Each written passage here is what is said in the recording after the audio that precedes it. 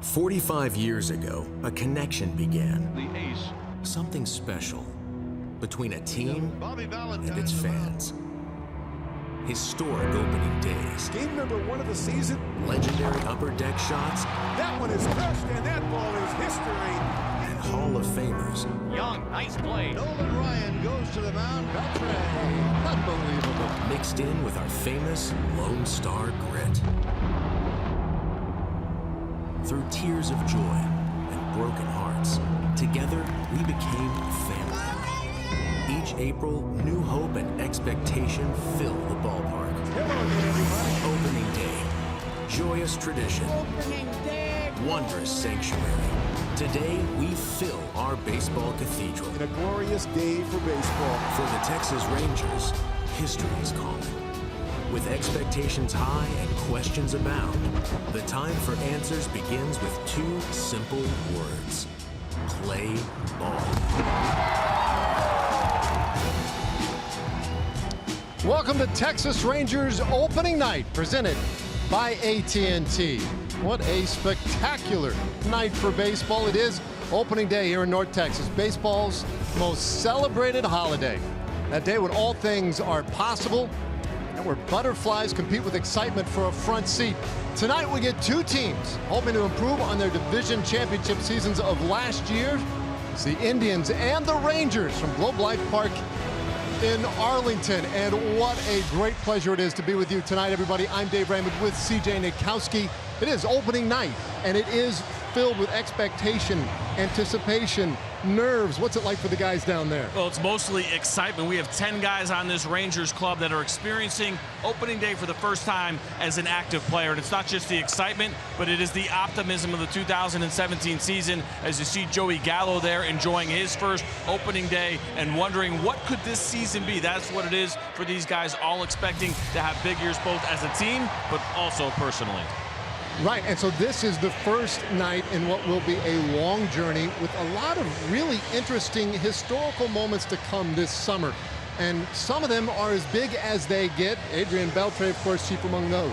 Without a doubt, a lot of good things going on here in Texas. We just heard a huge ovation from Mike Napoli in his return to Arlington. You see the 260 games that he's played here.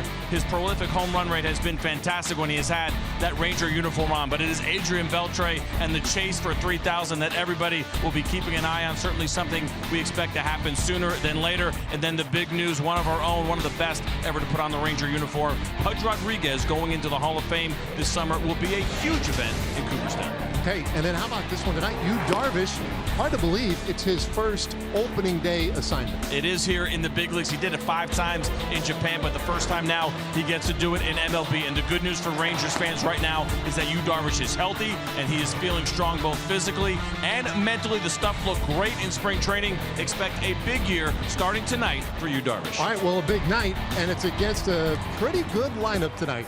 Without a doubt, the Cleveland Indians, a good club. Not only that, but they got stronger this past offseason. They bring in Edwin Encarnacion. They now have a healthy Michael Brantley as well. We talk about this starting pitching a lot on this club, but it is also the lineup, the depth of their bullpen. They will be a force to be reckoned with this season. One of the greatest nights of the year, opening night for the young, for the aged. Adrian Beltre and company tonight, the Cleveland Indians, Texas Rangers, as we kick this thing off. Rangers baseball.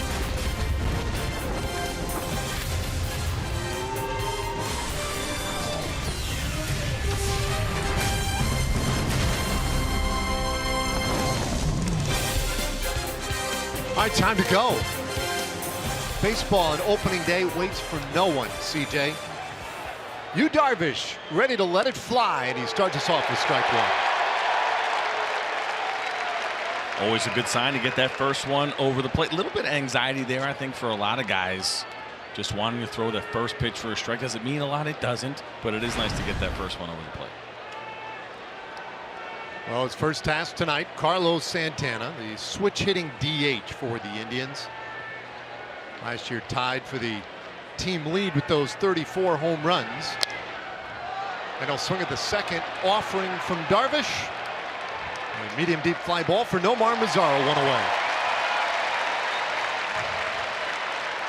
So let's take a look at these Cleveland Indians. 94-68 last year. They ran away with the Central Division. Santana at the top. They are thrilled with the progress of Francisco Lindor. Great offensive numbers, the Gold Glove last year. Maybe a key for them will be Michael Brantley back healthy and in the lineup for a team that went to Game 7 of the World Series last year. That's a pretty nice addition, along with Edwin Encarnacion, the free agent pickup this offseason as well.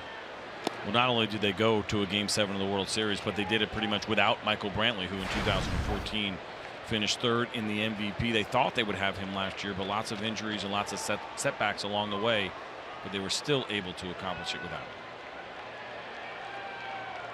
Well, Darvish took care of his first man, and now Lindor gets ahead 2-0.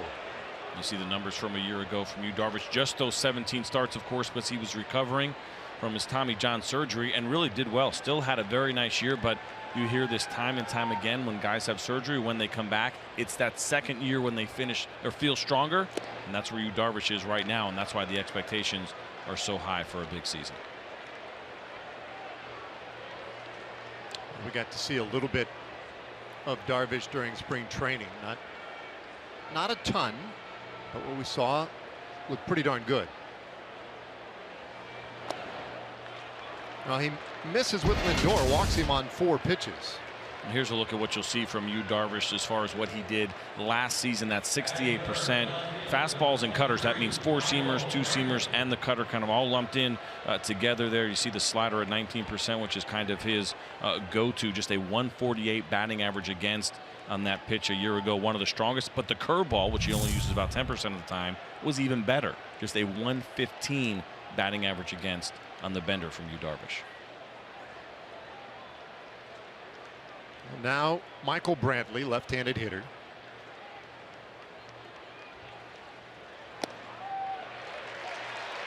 Last year the Indians were aggressive on the bases. They like to run, they like to stretch for an extra base here or there once they're out there, and Darvish will no doubt keep a close eye on Lindor as you take a look at Terry Francona.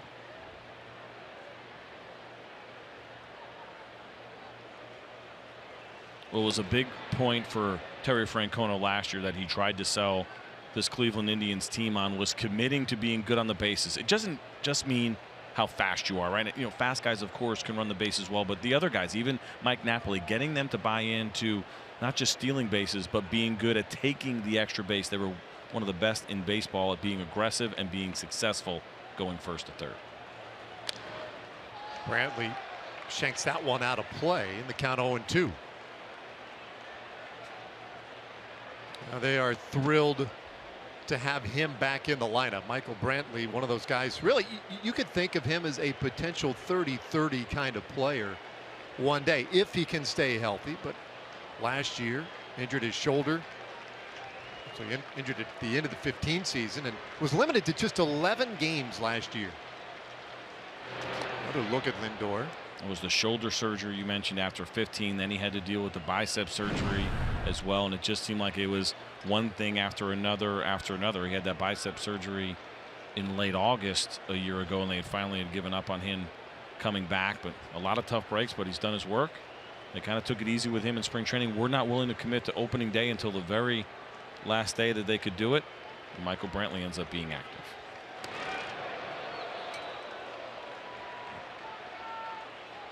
Well, they continue to work on Lindor. Brantley hit .385 during Cactus League play with just 8 games. Lindor very good on the bases last year, 19 for 24 in his stolen base attempts. Rangers looking for that ground ball, potential double play, but instead they get strike 3 on Brantley. First punch out tonight for Yu Darvish. And there's that slider that I had talked about with the great batting average against, but you're not going to hit it if you don't swing at it. And a great job here by Yu Darvish. Watch the location. Perfect, right? Exactly where Jonathan Lucroy wanted it. Nice biting depth there. Michael Brantley takes a look at strike 3. Well, that's a calling card for Yu Darvish. Strikeout has always been his trademark. He is as good as perhaps there has ever been. So he starts with an off-speed pitch to Edwin Encarnacion. Well, among starting pitchers, he has been. He has 100 starts under his belt. This is his 101st start at the major league level of any starter with at least 100 starts in their career. He has the highest strikeout rate, better than 11 per 9. Hard to believe that's better than Randy Johnson. Think about how good he was, a Hall of Famer. Absolutely incredible. But you see the numbers there, 11.3 strikeouts per 9 innings. That is among starting pitchers. Now, of course, we have some relievers that have some higher numbers, but they don't count. They barely pitch, right? They're only in there for 65 innings a year. Now Lindor getting a lot of attention.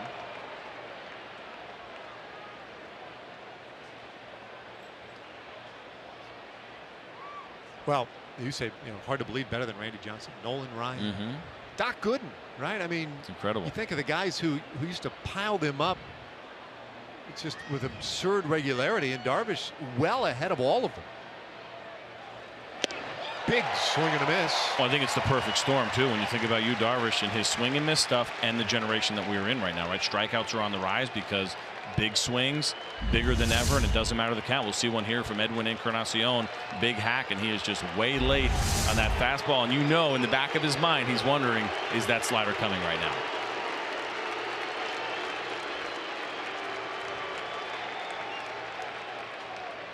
We got the punch out of Brantley. Edwin Encarnacion, perhaps among all Indians in the lineup today, has been one of the tougher outs for Yu Darvish in his career.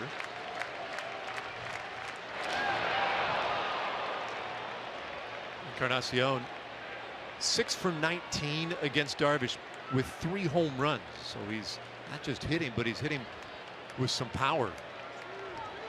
Longtime Toronto Blue Jay in his first year. This is his first game as a Cleveland Indian. The 1-2. Got him looking.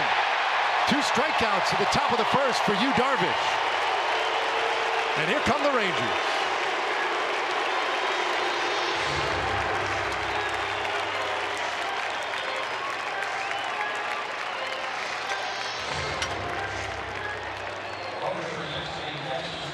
The starting lineup for the Rangers. 95 wins last year, most in the American League, and they'll start the year with Carlos Gomez in the leadoff spot and welcome back Mike Napoli in his 3rd tour of duty with the Rangers. And a cleanup today. Last year, a career high 34 home runs to tie for the team lead with the Indians. Jurickson Profar with a start in left field today, bats 9th. Now bottom of the first, Corey Kluber delivers high to Carlos Gomez. You see Carlos Gomez sporting the new helmets that the Rangers will have this year. Emily talked about it over the weekend, the exhibition games we finished up with the Kansas City Royals. Those helmets are sweet.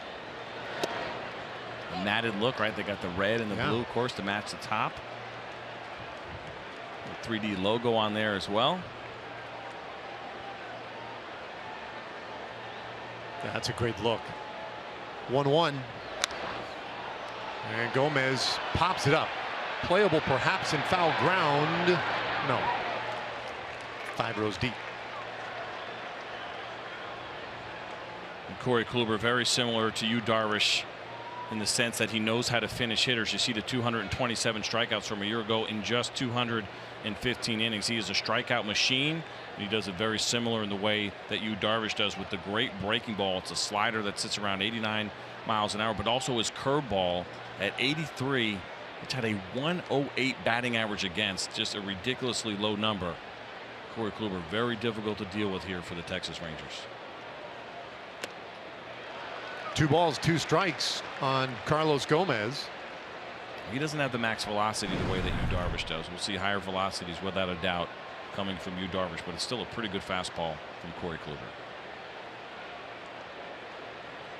Big 2-2 pitch, and just off the outside corner. Mike Winters, our plate umpire today. 27 years as a big league umpire. Corey Kluber wanted this one. It's a 2-seam fastball that started outside, tried to backdoor it and catch the corner, but it stayed off the plate.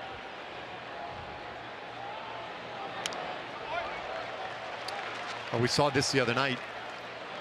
We had 2 exhibition games here, Friday and Saturday, against the Kansas City Royals.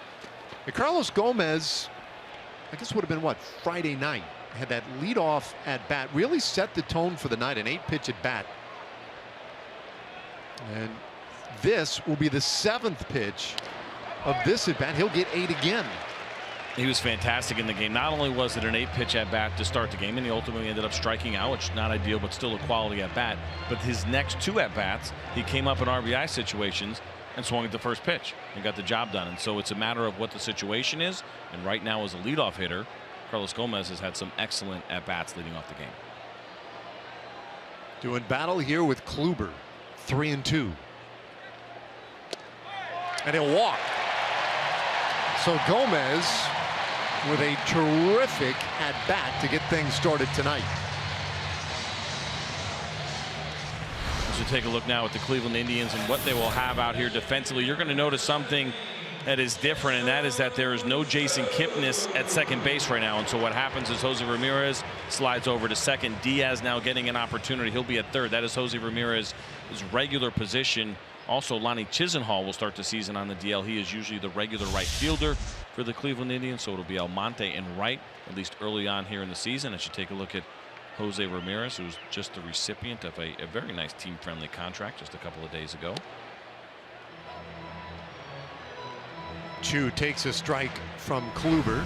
5 years, $26 million on that deal for Jose Ramirez, who might have been the Indians MVP a year ago, or at least quietly, maybe one of their more underappreciated players. Indians have been doling out the 5-year extensions this last week. Locking up a handful of guys lately. Runner going. Pitch looked good. The throw down to second. Oh, got him. Well, that one might want to replay. Yeah, Jeff Bannister out already to say, hang on. We might need to take a look at that. Yan Gomes last year threw out nearly 35% of attempted stolen bases against him. And we'll see if we'll have our first challenge. Full speed, it certainly did look like Gomez got in there. Decent jump as you see him peeking in. We'll see there whether or not that left hand got to the bag before the tag from Francisco Lindor. Nice job by Yan Gomes, man. He got up quick and made a great throw. But let's take a look at this super slow-mo here. Watch the left hand. Tough to tell exactly when the tag got there on that one. Take a look. This should be the angle that should tell us. Watch that left hand. I'd say he is probably in there. We will see. It's close. The problem is if it's too close, and what we've seen with instant replay, of course, is that they end up sticking with the call that was called on the field. Right, that takes precedent. Now the reality is, looking at those various angles, it almost looked as if the tag never really got to Carlos. And that's the part that they will have to decide here. Certainly got a bunch of good looks at it. And of course, the new replay rules now that we're dealing with, right? 30 seconds to decide whether or not he is going to be, that they're going to challenge, as you see that there. And then the next rule is kind of fuzzy a little bit on the 2 minutes, right? It's supposed to be 2 minutes unless they need more time, right? Which means, like, we'd like you to get it under 2 minutes, but if you need more time, we will give it to you. Yeah, all these are really guidelines as much as anything, but you have, as a manager now, you have 10 seconds to at least indicate to the umpires, hey, we might want to take a look at this. And then you have, once you make that decision, then you have 30 seconds to go over it, relay the message down to the dugout and say, okay, we are or are not going to challenge it. Which is a good idea, right? Rob Manfred, our commissioner, has been all about the pace of play. Well, you hear the fans reacting. Oh, and there's the call from Mike Winters. Fans were reacting positively to what they were seeing on the scoreboard here at Globe Life Park.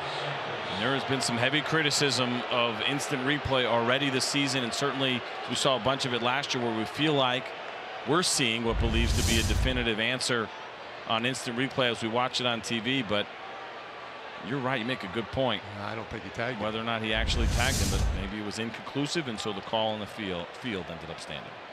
Oh, the 0-2 pitch now to Chu is up and in. So a caught stealing erases that leadoff walk. They do, I don't want to call it a shift, but there's a pretty distinct shading on Chu over to the right side, and that's exactly where he hits it. Encarnacion takes care of it, 1 away, or rather 2 away.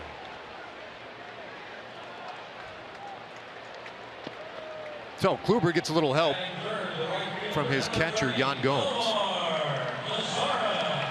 And now the base is empty for Nomar Mazara.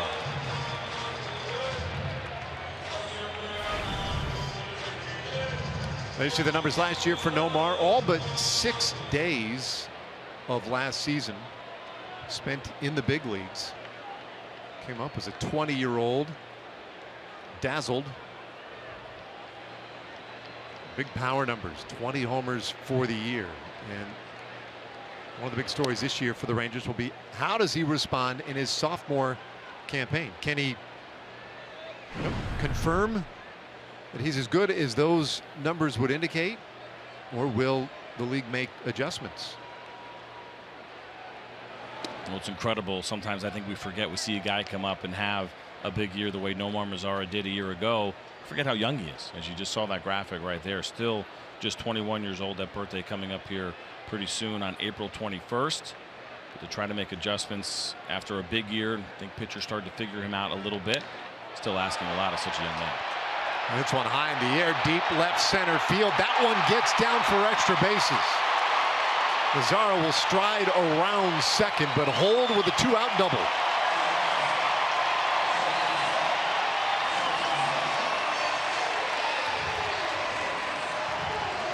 Well, that was certainly the swing of a mature hitter, and a guy who looks like he is learning some things. A fastball that was middle away. Younger hitters a lot of times try to pull that pitch, but Nomar Mazara against Corey Kluber just trying to take it the other way, and does it with some power as he drives that ball to left field. That is a very good sign for his first at-bat in the 2017 season.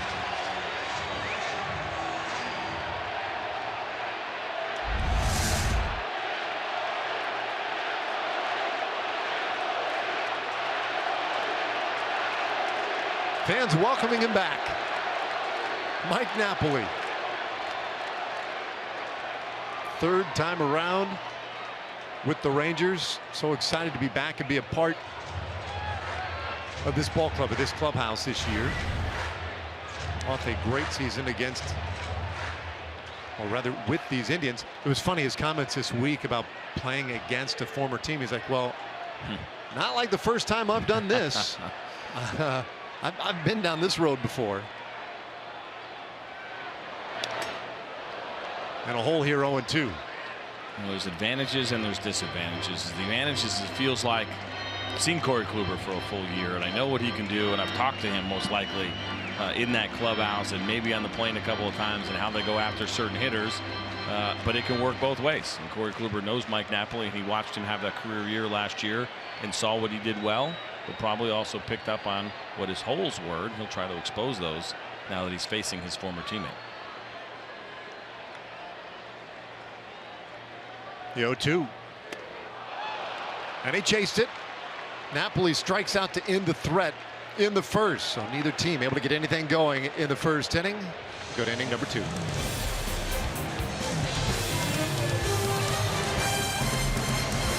Time with Emily Jones. Yeah, Yu Darvish making his first opening day start of his MLB career. He's made a few when he was pitching in Japan. Asked you a couple of days ago what the nerves were like, if he had imagined what the feeling would be like taking the mound here on opening day. He said, I'm not allowing myself to go there. I don't want to think about it. I want to go out, enjoy the moment, and then move on to play baseball. Asked Jeff Bannister if he had any advice for him. He said, no, the big guy's been there a few times before. He knows what it is to pitch in big situations. No problem with him today, guys. All right, thanks, Emily. It is loud in here. Emily's had to work hard to project over all the crowd noise. Right. Emily's a gamer today. Yes, she is. Every day. Playing injured down there. All right, here's Jose Ramirez, switch hitting second baseman. Second baseman at the beginning of this year anyway. That's 2-1. Ultimately, he will be back playing third base once Jason Kipnis returns from his injury. And Kipnis had said that if it was the regular season during spring training, he said he would have played through it, but obviously that ended up not being the case as he is dealing with a strained right rotator cuff. They are hoping that he'll be back in the middle of April.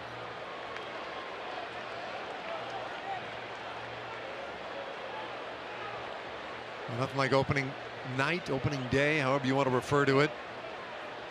Packed house. And a spectacular scene as Darvish walks Jose Ramirez to start the second inning. Let's take a look at the Rangers defense, which is delivered to you by Demontron RV. And we're looking at the Rangers right now and what's going on out here. And you see the outfield, and probably the one area that people will be paying closest attention to is what's happening in left field. Jurickson Profar gets the start there now. We expect that that'll be probably something that'll change a little bit over time. Ryan Rule will be out there a little bit. Delano DeShields, I think, will be out there as well. That was kind of the big battle that was going on in spring training, was what is going to happen in left field. You saw Joey Gallo at third base as well. If you're not fans, Adrian Beltre will be back as soon as he gets that calf taken care of. A little pop-up back of second base, and Andrews right there for it.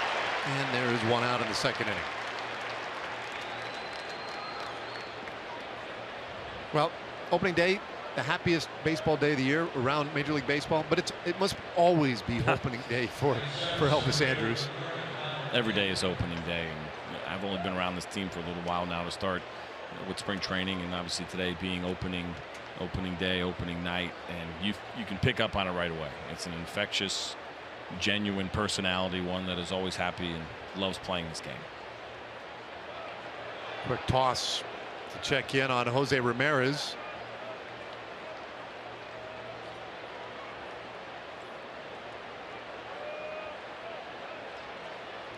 Tyler Naquin, the hitter, middle of the infield at double play depth. And Darvish a little up. Now Naquin last year was the breakthrough guy for the Indians. You see very good offensive numbers for him. He led all American League rookies in slugging percentage. Bouncer second base. Odor, Andrews, 2. Inning over.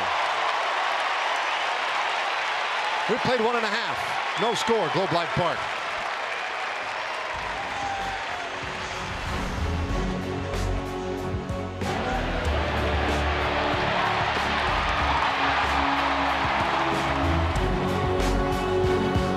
Good inning here at Globe Life Park, and our True Green home turf opening day field dimensions.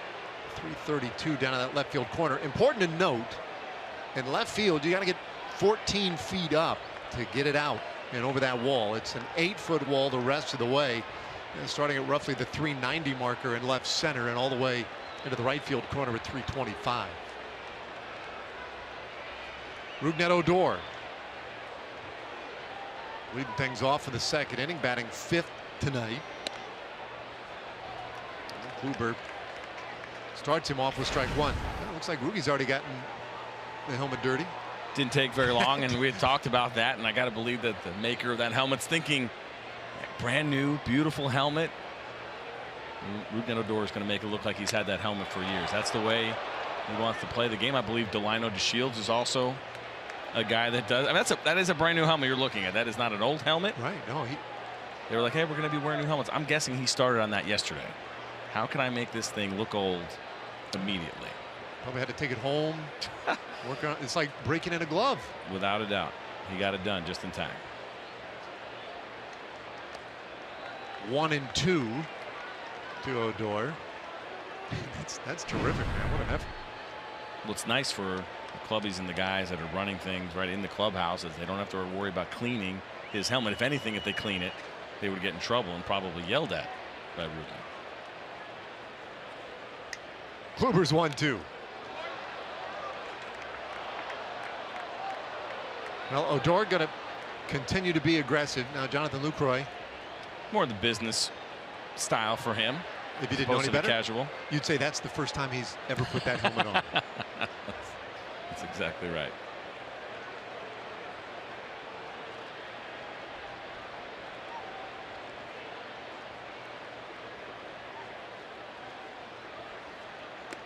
Two and two. Well, this could be a big year for Rougned Odor. We talked last half inning about the Indians starting to reward some of their young players, buying out some free agent year, arbitration years, and the Rangers have done the same with Rougned Odor with a full count and a significant move. 6 years, $49.5 million, and as exciting as that near $50 million is, maybe not as exciting as the 2 horses that were also thrown in on the deal. For those of you that follow that story, pretty amazing. I'm not going to try to explain what kind of horses they were. I botched that recently. Odor hammers one out to right field. Almonte is back, and it's gone.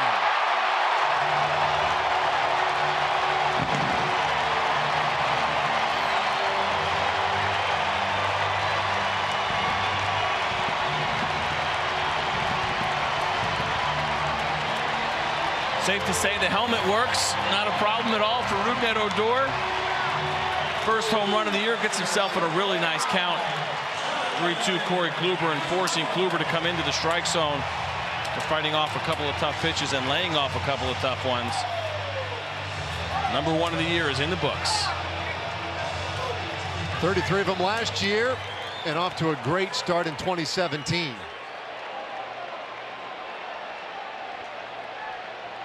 Boy, you talk about a real good at bat.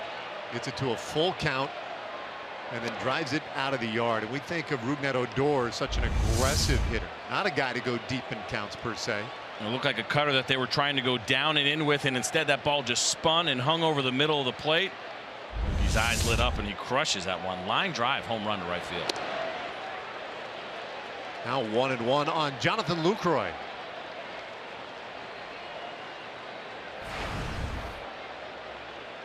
I see the numbers last year. Lucroy became a Ranger at the trade deadline last year.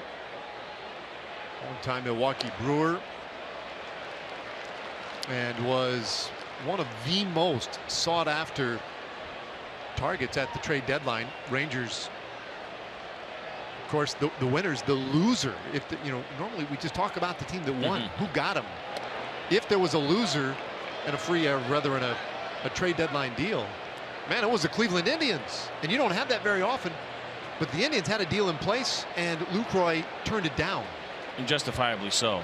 He took a lot of heat for it, but it absolutely made perfect sense. The Cleveland Indians could not guarantee him that he would be catching this year in 2017, the last year of his deal, because they tried to acquire him because John Gomes was hurt. And so, yes, he was going to come over and catch the rest of last season, but they weren't sure. They could not promise him that he would be catching this season, and he's going to be a free agent after the year. That was very important to him. It made perfect sense to turn that deal down to the Cleveland Indians. 3-2 pitch, and he'll get another one. See Rougned Odor right here. I mentioned, you see the hands come in a little bit as that cutter hung up over the plate. Just exactly where he wanted it. Kluber trying to bury the pitch and really get it in on the corner. When you go into a lefty as a right-handed pitcher, you know you have to throw a strike. You just don't have a lot of room for error. The margin was small. Corey Kluber missed his spot, and Odor with the great celebration. Another long at bat, 7th pitch of this at bat, and a liner right to Lindor. One away. It's just a pretty competitive at bats already early on here for the Rangers. Ireland scoring first. That worked really well for the Rangers last year. 56-21. And I think that makes sense. And you look at some of these teams that have done well, especially the Indians and the Orioles and the Cubs, teams with good bullpens. Now, the Tigers did not have a great bullpen last year, so they're maybe the one team that's kind of atypical of getting on this list. But you think about jumping out early and holding on to a lead. Well, that's going to require you having a strong bullpen. The Rangers had it a year ago, as did 3 of those other 5 teams on the list. Joey Gallo swinging to the first pitch. That's a fair ball. Encarnacion will feed Kluber, and there are 2 gone.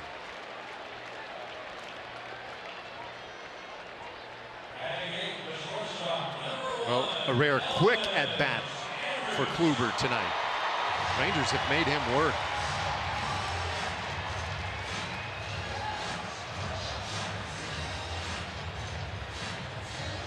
Kluber, a local product, went to Capel High School just up the road. And became a Stetson Hatter. Went to college right down there near Orlando, before being drafted by the San Diego Padres. Ultimately becoming an Indian and is a 2014 Cy Young Award winner in the American League. His first pitch to Elvis Andrus off the plate. There's also a lot of talk about where Elvis Andrus would hit in this lineup this year. He had the monster on base percentage a year ago. Would that slide him up in the order? Hammers this ball down the left field line, base hit. Andrus headed to second, and he'll stop there with a 2-out double.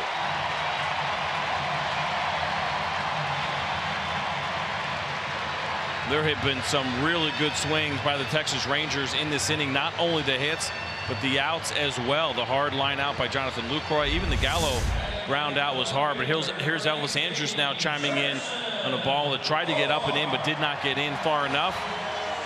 And again, when you see a guy righty on righty, especially pulling the ball, that means hands in, getting the barrel to it, elbow close to the body. Good job by Elvis Andrus to keep things going here with 2 outs.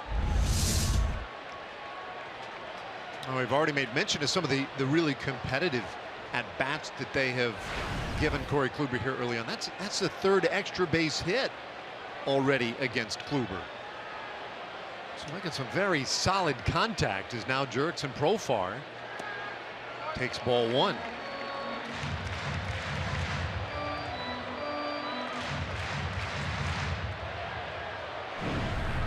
Well, the numbers for Elvis Andrus last year at the bottom of the order were just amazing.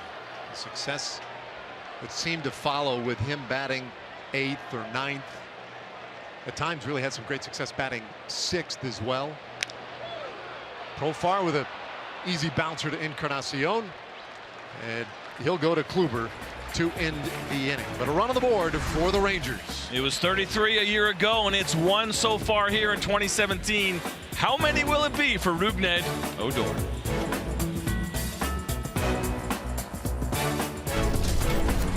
And we're off to the 3rd inning.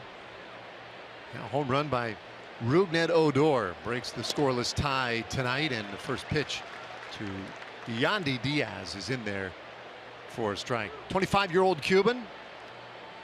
This is big league debut. His opportunity came, as I mentioned earlier, because Jason Kipnis went down, and people in this organization rave about the bat on Diaz and saying that it's very mature. There hasn't been a lot of power, but last year in AA and AAA, well, there's the AAA numbers overall, as you see. But the power isn't high, but they love everything else that he does. They say he has a very professional, mature approach to hitting, lets the ball travel, but right there he takes a called 3rd strike against Yu Darvish. Tough opening day assignment for a kid.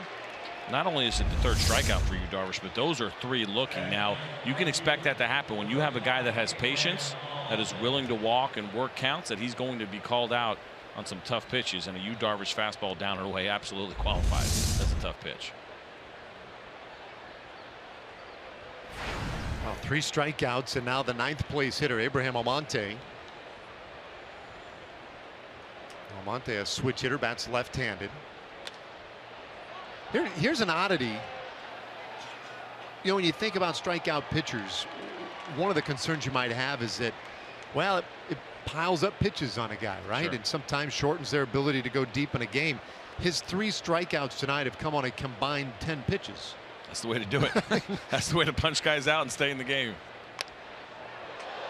0-2 on Almonte. And now you see Darvish here in another 0-2, 1-2 count. He's been ahead of hitters all night, and he was one of the best in the game a year ago. Back in 2016, he had a 60% strikeout rate on 2 strike counts. 60% of guys that he had in 2 strike counts, he punched out. That was the best in baseball among qualified starters a year ago. His 0-2. Yu Darvish just knows how to finish hitters. It's what he does so well. And think about some guys that can on the back end. 23% would be the opposite direction where Mike Pelfrey was, but you see Darvish at nearly 60%. 2 strike counts. You get in 2 strike counts, there's a 6 in 10 chance that you are going down on a strikeout. Yu Darvish, the best in the game. Well, that last spiked breaking ball there was the 6th ball that he has thrown tonight. Make that number 7. When the counter to that is a lot of people say, okay, well, you got a strikeout pitcher. How do you get to him? We saw Almonte swing at the first pitch of the at bat, but that doesn't necessarily work either, because last year against Darvish, he had a 205 batting average against on 0-0 counts. That was the lowest in baseball among starting pitchers. So you, Darvish, can get you out 0-0, the best in the game a year ago, or he can strike you out with 2 strikes, also the best in the game a year ago. Well, so what's the strategy? Ask for a day off. I mean, so there's no way to battle him.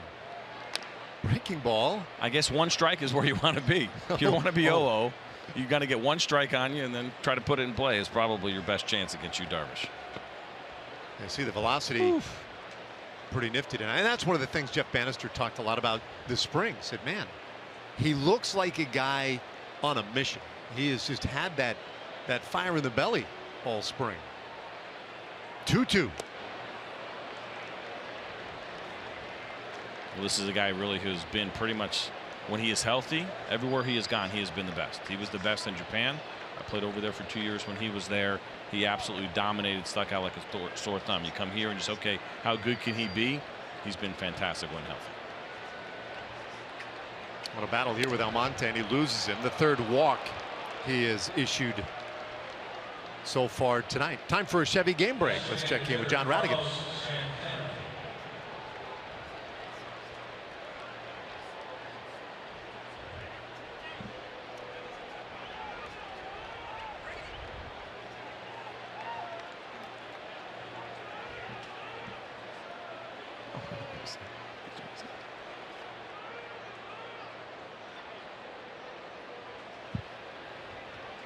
Yeah, thanks, John. 1 out, a man on here. So wait a minute, wasn't Gronk like a WrestleMania or something? I think so. Where was WrestleMania? Phoenix? I have no idea. It was in Phoenix. And so then boom, out to Fenway to. It's the life of a big time athlete, buddy. Do what you want, go where you want, when you want in the offseason. Just fake tackle people, whatever the venue. I mean, he's not going to miss the Red Sox opening day. Strike to Santana, the count 1-1. Carlos Santana 0 for 1, flied out in the first inning. I mentioned earlier Mike Napoli and then this guy Carlos Santana tied for the team lead last year.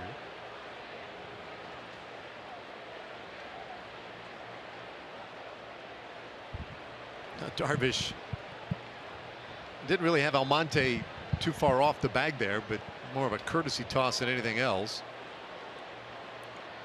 3rd base runner tonight against Darvish. All 3 have come via the walk.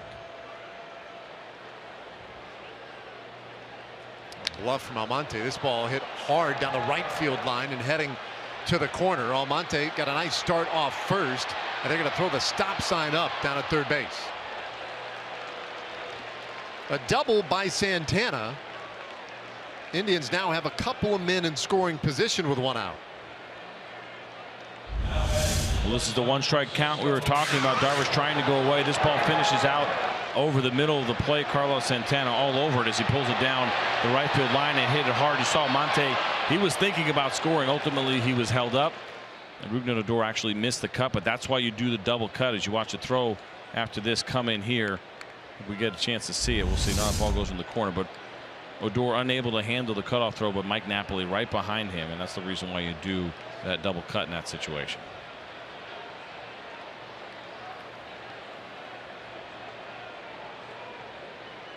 So now for the first time tonight, Indians in a legitimate scoring threat here. And Lindor takes a breaking ball for strike 1. Take a look at this right here now. This ball that's hit into the corner. Watch Rougned Odor go exactly where he's supposed to go. He watches the ball right around in the corner. Mazara does a nice job, picks it up, throws it to Odor, and he just ends up missing it on the short hop. If Mike Napoli is not there, Almonte easily scores. Loop out into left field. Profar comes in. Almonte tags. The ball cut near the mound. It doesn't matter because Santana was caught off of second base, and they're going to double him up. Yeah, I'm not real sure where Santana was going, and he seems awfully confused himself. Rangers quickly went right to second base, get the force out there, and the inning is over. There's still some confusion on the Indian side, but that's it. Well, Santana thought that ball was down, and now Jeff Bannister is out, and he wants to understand what happened right here, because they said the run scored before the force out at second base. But if I understand it right, the force out, I guess he can score there beforehand, as you see Jeff Bannister trying to work through this right now as well. But he believes because it was a force out at second that the run at home should not score. As you see the throw here, there's no play. Joey Gallo then realizing there's a play at second because Santana is standing on third. Now Jonathan Lucroy can't yell loud enough, but ideally in that situation he is actually saying throw that ball to second right away before that run scores at home. All right, hitting over, the run does count. We're tied at 1. Going in that Rangers dugout over that last play. The run does count. And now the first pitch. Carlos Gomez, high, deep to left field. Way gone.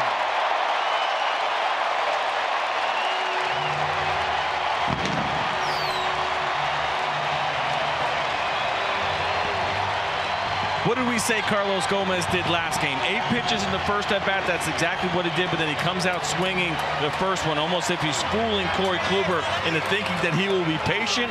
He was not. He jumped on the first pitch that he saw, and he absolutely hammered that baseball up in the second deck. Did it come down? That was a bomb. My goodness. Now that's the guy who joined this Rangers team last year in late August and came alive. Chu fouls off a strike. An absolute no doubter. Carlos Gomez knew he got this right away. Watch him take a look, and he deserved to look at it as he started walking right out of the box. Camera up. It's higher. Go up. It's in the second deck. An absolute bomb. Wow. 1-1 to Chu. So a couple of home runs off Corey Kluber tonight. Odor with the line drive home run to right field. But Gomez, that was a monster. Chu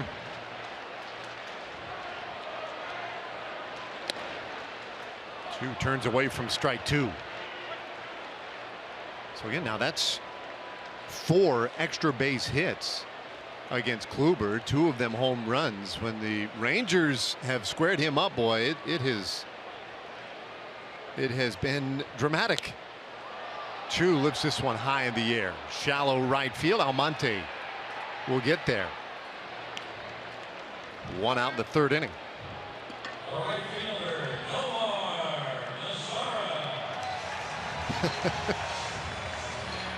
Make sure. Right there to the left of Carlos Gomez. It looks like twice he just said, whew. That's only the 20th to ever land at those club level seats out there in left field. Been a while too. Nelly Cruz. This ballpark opened what, 1994? Yeah. So it is less than 1 per year. That'll give you an idea how special that home run was. Estimated over 460 feet. What? Oh my goodness. That's just me though. That's just my. Oh, just looked at my it. eyes. You got like your thing for your golf ball. You look at your golf finder. Yeah. Gomez, he might be talking about this for the next couple of days. Listen, not only was it an impressive home run, but it was against an impressive pitcher, I think, which makes it all the more fun for Carlos Gomez. 1 strike pitch in the dirt. Well, doesn't StatCast, won't they tell us what that is? They will. Oh, they'll tell us it all, buddy. Okay. Launch angle, exit velocity, which way the wind was blowing, how many times the ball spun on its way out, I think is in there. More than twice. 1-1. So Kluber been knocked around just a little bit. Zara doubled off him back in the 1st inning. And I would say that would be one question for the Indians, is how Kluber will respond to the heavy workload last year. Mazzara bounces one up the middle, another base hit. He's 2 for 2. That's a fair point that you bring up, and Nomar Mazzara having a good game, but on Corey Kluber, Last year in the postseason, 3 times he went on short rest, on 3 days rest, because the Indians lost Danny Salazar and Carlos Carrasco. Salazar was ultimately able to pitch a relief, but Carrasco was out for the year, and so that starting pitching that carried them into the postseason was not at full strength. So Corey Kluber was the one that took on the heavy workload, pitching late into the postseason, of course, with them going to a Game 7. But like I mentioned, 3 times he went on 3 days rest, once in the League Championship Series, and then 2 more times in the World Series. That is asking a lot of a 30-year-old pitcher. Now faces his old teammate. Got to chase that, almost that exact pitch for strike 3 last time up. He held off this time. Mark Wegner, our first base umpire, said he held up. All right, so here are the numbers. Your estimation was unbelievable. I cannot believe you did that off the top of your head. Come on. StatCast says 461 feet. So not bad for you on your 460 guess. They might want to recalibrate over there. And I will tell you this. What kind of machines are they using in here? I will tell you this. I will not say the decimal point ever. I will round up every single time he hit that 112 miles an hour. I will not tell you what it says. Let's not get crazy with the decimal points. Okay. 112 miles an hour. That's a fair stance. Which is the same mile per hour that Madison Bumgarner hit 2 home runs yesterday in Arizona. 2-1 now to Napoli. Let's take a look here.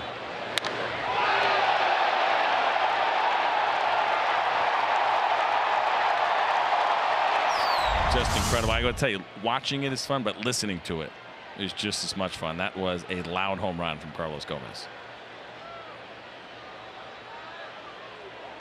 2-1 to Napoli. And Kluber has dug himself a little hole here. Rougned Odor, who homered last inning, awaits on deck. This is the 4th 3-ball count tonight for Kluber. Bill Hasselman on that list of guys that have played here 3 times. Ruben Sierra, Darren Oliver, played with almost guys. Kenny Rogers. Mazzara going, and there's ball 4. So Napoli draws the 2nd walk of the night against Kluber. Rangers have a couple of men on now for Odor.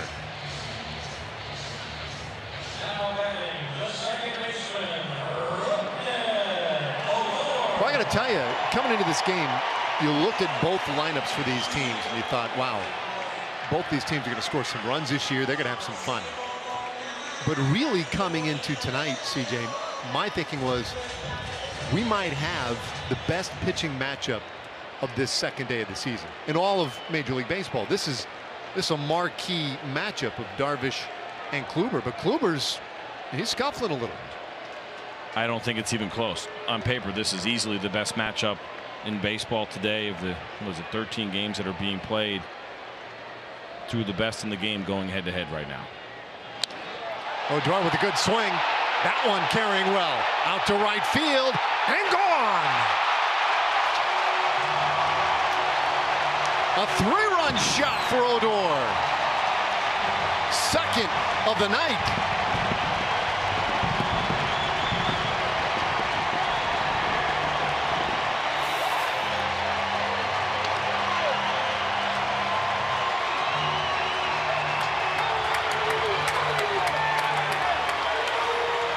I guess it's that easy. You give him a contract, take any pressure that might have been remaining off, and Rougned Odor locked in right from the beginning of this season. 2 home runs off Corey Kluber in the opener. Are you kidding me? 1 for each horse. The dirty helmet strikes again, and watch this pitch right here. The high leg kick gets it down on time. He actually went out and hooked this one. This pitch was away. The one that we saw before earlier was up and in, but you see him kind of get around it, just hook it up, get it up in the air, and let it fly.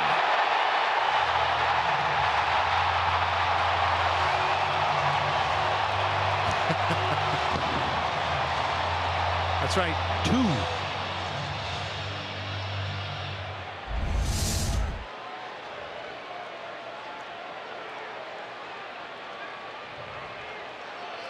My little fella can hit. Yes, he can. 4 RBIs for Odor tonight. And now Jonathan Lucroy pops this one into left field. Brantley is there. 2 away, and we check it again with Emily Jones. Well, guys, I talked to Rugi before the game just about what it was going to be like to take the field here, knowing that he signed that contract. He's locked in here for quite some time, a number of years, and he said, I'm just so much more relaxed now. This is where I've wanted to be. The contract to me was a no-brainer. Might have could got more money elsewhere later down the road, but he said, this is where I wanted to be. He consulted his teammates, his friends and family, and the decision to stay here was absolutely a no-brainer. Feeling, as he told me, more comfortable than he's ever felt in his career, and obviously it's showing here today. Yeah, thank you, Emily. When we said horse, Emily, we were talking about the Joey Gallo. Count 0-2. Here they are, quarter horses, CJ. Which is the smaller one, right? It's a quarter horse and a full horse? No? That's not how that works? No. Beautiful animals. That big one is absolutely gorgeous. 0-2 from Kluber. Whoa. Down. The ball and 2 strikes. Gallo rolled out on the first pitch he saw in the second inning. And Gallo getting the start tonight at third base, and we might see quite a bit of that as we wait for Adrian Beltre to get healthy and come off the 10-day disabled list, which he will do for the last game of this homestand, if he's okay. Not surprisingly, yeah, not some action. Not surprisingly at all here.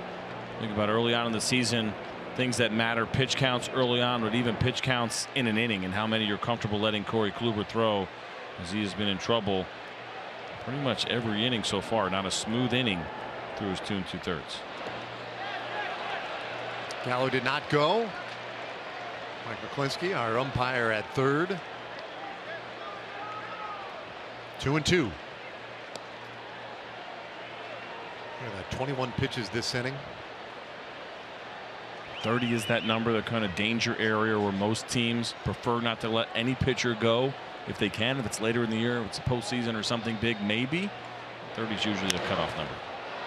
Gallo shanks another one.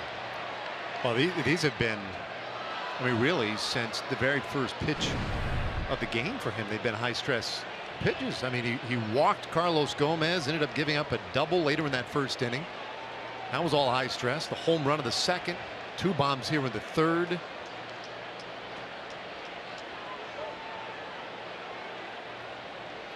Rangers with a 5-1 lead. Gallo strikes out to end the third inning. But more power on display in this third. Rangers opening it up. Carlos Gomez goes big fly. Odor follows. Superior performance in clutch situations. Goodyear more driven. There's your scene on opening night here in Arlington, and there's your hero, and there's your other hero. And Yu Darvish has pitched pretty well in addition. Ground ball, nice backhand stop by Odor. The quick fire in time. And a great play by Mike Napoli as well on the back end of this play. Rougned Odor does a great job to backhand this ball and then catch it on the short hop. Not an easy thing to do, showing off the hands right there. Watch Mike Napoli. As a first baseman or any position player for that matter, when you're receiving a throw, you always anticipate that it'll be a bad throw. Never assume a guy's going to throw you a strike. This ball was up the line just a little bit, but Nap does a good job of holding the bag and picking that ball out of the dirt. Look at this, Odor spin, have an inning. But watch Mike Napoli, good job.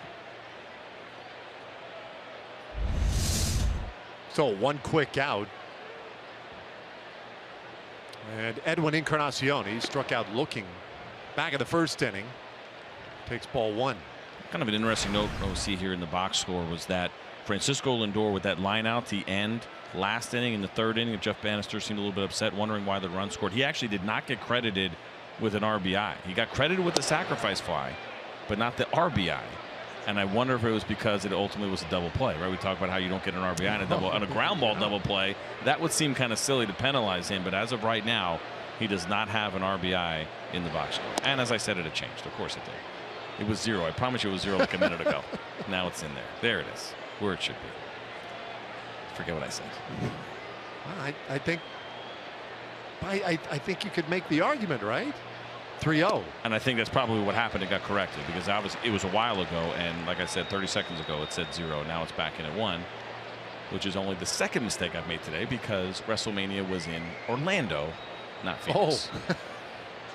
Oh. That's okay. Still good stuff. Line drive, left field, base hit for Encarnacion.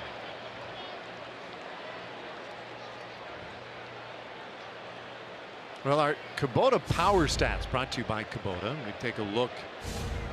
Some numbers for you, Darvish. We were talking earlier about the starters with at least 100 games in the big leagues. He's the all-time leader. Look at those guys right behind him. Lincecum, Gooden, Romo, Mark Pryor. Now those are absolute numbers. When you start talking about per 9 innings, the difference really is that much more dramatic. It's almost one more than the next closest on that list. Without a doubt. You start talking those, when you start talking about the rate stats, he really sticks out amongst the group. He's a strikeout pitcher. He knows what he's doing. He knows how to finish hitters. What it really is amazing to me when I look at you, Darvish, is that you look at his time in Japan. I mentioned it and watched it firsthand. He absolutely dominated, which I think is fair to say. Offense in that league is not as strong as it is here in the big leagues, right? I mean, it's a good league I played in. It's very competitive, but it's not as strong as what we see every day. This is where the best hitters in the world are, here in Major League Baseball. His strikeout rate got better when he got here. Now, yes, in Japan there's more contact hitters and guys that are shortening up, but it's still really impressive to me that his strikeout rate actually jumped significantly. He was only striking out a little bit over 8 per 9 when he was in Japan, and now here he is 3 better than that in the big leagues. Jose Ramirez hits one hard out to right center field. That one will end up in the seats. 2-run shot by Jose Ramirez comes on a 2-0 pitch. Makes it a 5-3 ball game.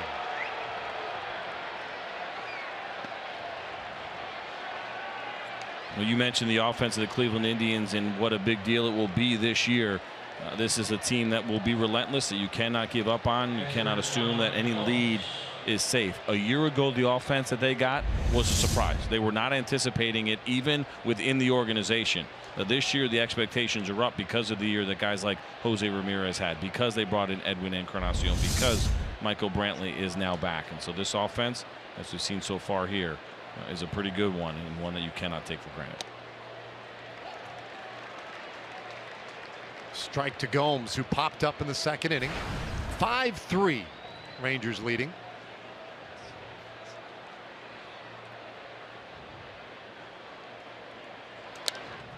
And Gomes stays in on this one, but shoots it out to Mazzara, 2 away.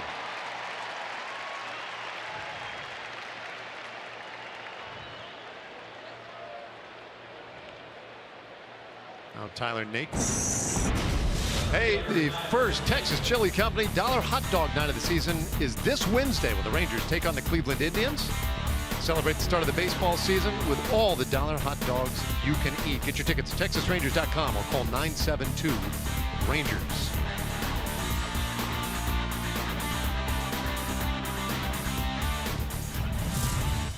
Now 2 gone here. Base is empty for Naquin.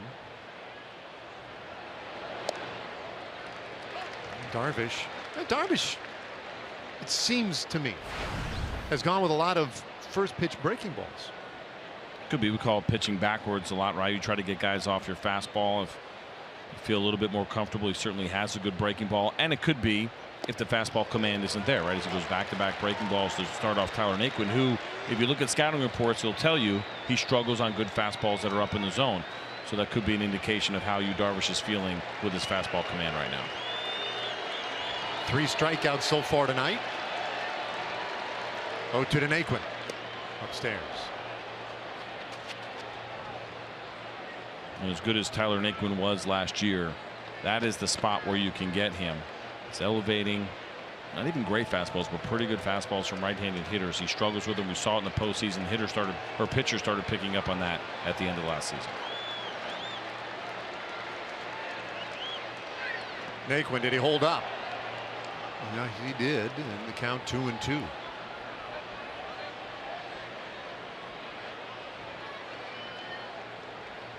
Big moment for Tyler Naquin last year when he hit that walk-off inside the park home run. There's now a mural right outside the Indians clubhouse at their ballpark in Cleveland of that huge moment.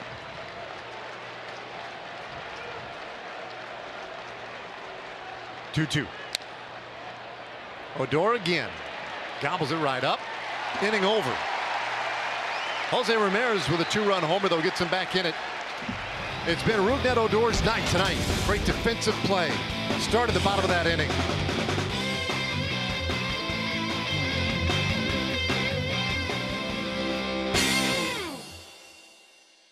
Acted tonight.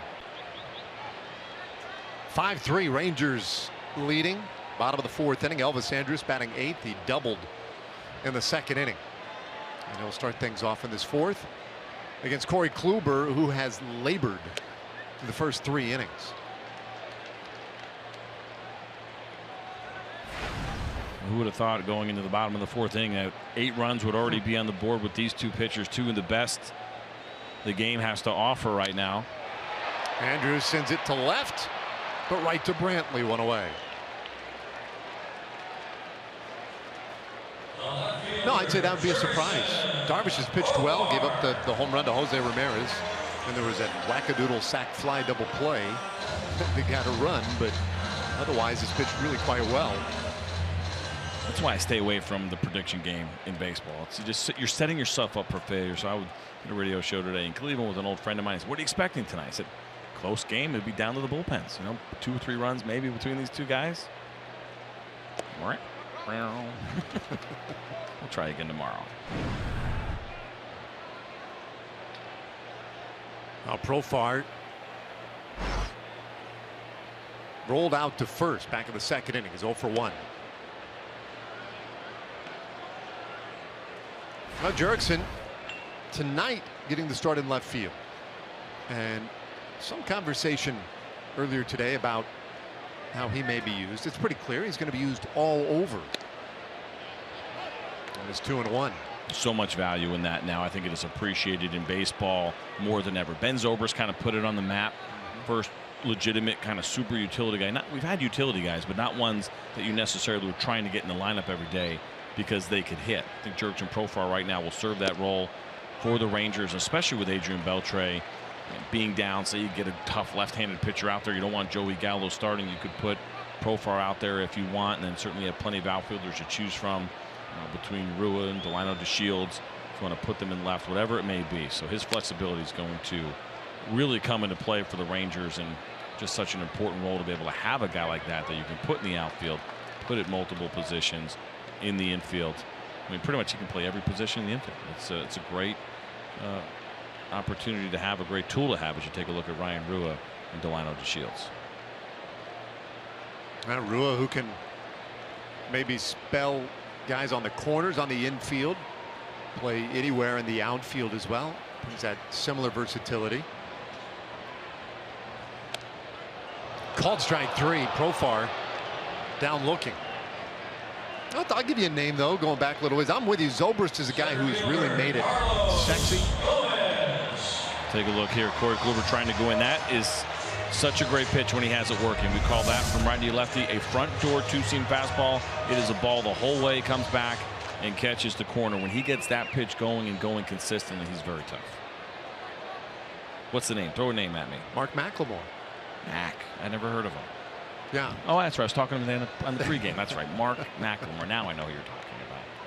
Love Mac. You know, Mac, I mean, and sometimes, especially when Mac was doing it, I think there was a misperception that when you were a guy used all over the diamond, that you were just sort of decent at different places, right? Whereas now we understand, no, these are guys you want their bat in the lineup, and so you're finding a spot for them every day. And I think that's where Mac was when he played. He was kind of at the leading edge of this whole thing.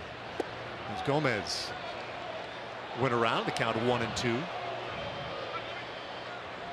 I think you're absolutely right. Yeah, that when makes you look sense. back at his career, I mean, he was in the lineup like every day. That's right. Played left, played right, played third base, played short, even played a little bit of center. But of course, the majority of that time came at second base, and he did it well, and also swung the bat well in the process. That's probably the big key. Well, best half inning of the night for Corey Kluber, his first perfect frame. By Southwest. Yes to low fares with nothing to hide. That's transparency. And by Texas Ford. Visit your local Texas Ford dealer. Ford is the best in Texas. Yandy Diaz leading off the 5th inning. And takes ball 1. He struck out looking in the 3rd inning. 5-3 Rangers on top. Great to be with you this Monday evening, and happy opening day. It's been a happy one so far for Rangers fans, as the offense has certainly come out through 4 innings so far, hitting the long ball. I mean long ball. My goodness. Carlos Gomez, 461 feet. 2-1 now to Diaz. How about the season officially opened yesterday? 3 games around Major League Baseball. Madison Bumgarner was something else. But the Giants, San Francisco Giants, the more things change, the more they stay the same. What a devastating ending to that game for them. You think about now their last 2 losses, of course, losing in the NLDS to the Cubs last year, trying to use 5 relievers in the 9th inning to close out a game. Didn't happen. What do? They go out and they spend the money on Mark Melancon, who is one of the best closers our game has to offer right now, especially on the free agent market. Blows a save in his first opportunity. 3-1 pitch, and Andrews lays it into left field. And Diaz is aboard on the error. And there's a rare one on Elvis Andrews. Give Diaz a little credit here. This ball was absolutely smoked, and you can see why people around the Indians organization are excited about this guy's swing. Yes, Elvis will tell you he probably should have had this ball, but it got on him very quickly. Diaz squared that one up. So the rookie on over at first base. And Abraham Almonte, who is, well, he walked in his first time up.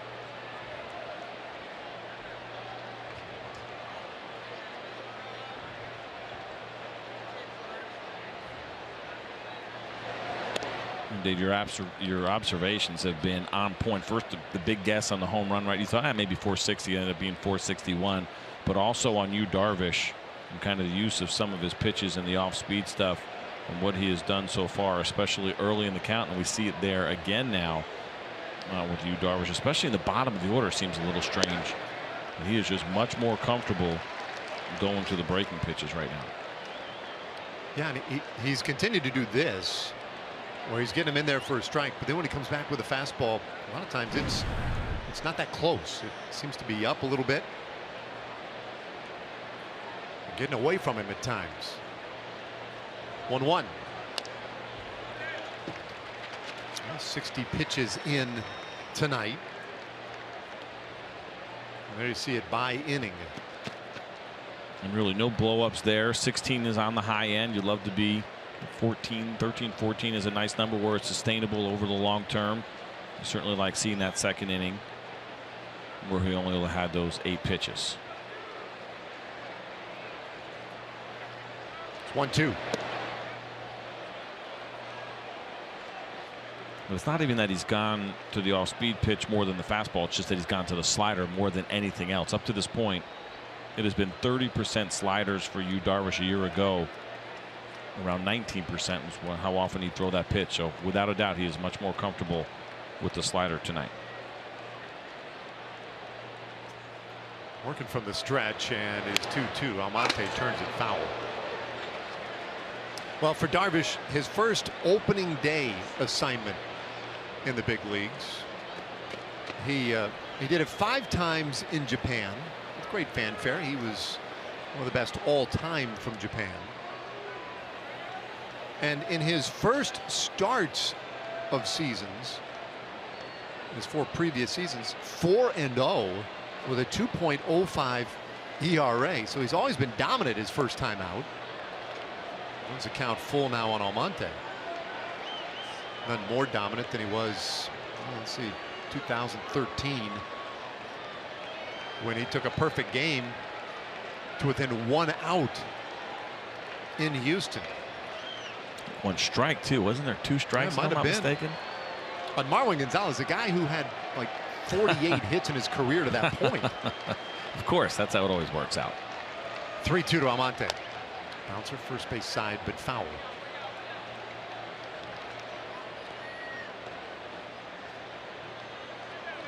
Almonte, another of the many switch hitters, 4 switch hitters in the Indians lineup today. Gives Terry Francona a lot of flexibility in making out his lineup card every day. 5th year as manager of the Cleveland Indians.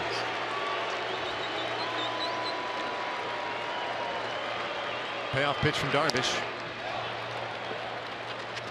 Pretty good battle. Hey, our first post-game fireworks show coming up this Friday, presented by TXU Energy. The A's in town to take on the Rangers in a 7:05 game. Get your tickets at TexasRangers.com or by calling 972 Rangers.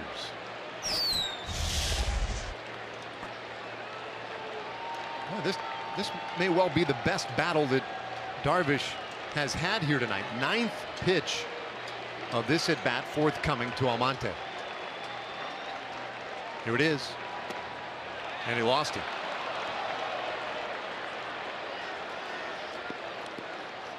All right, so here you go. 3 years ago yesterday in Houston, and he was ridiculous. Oh, look at that slider. And look at, even as you watch guys trying to catch that ball and really getting to know Yu Darvish and the nastiness of the breaking ball. But there it was, trying to go down and in, left the ball out over the plate. You see the reaction right there. He knew exactly what was going on and what was at stake.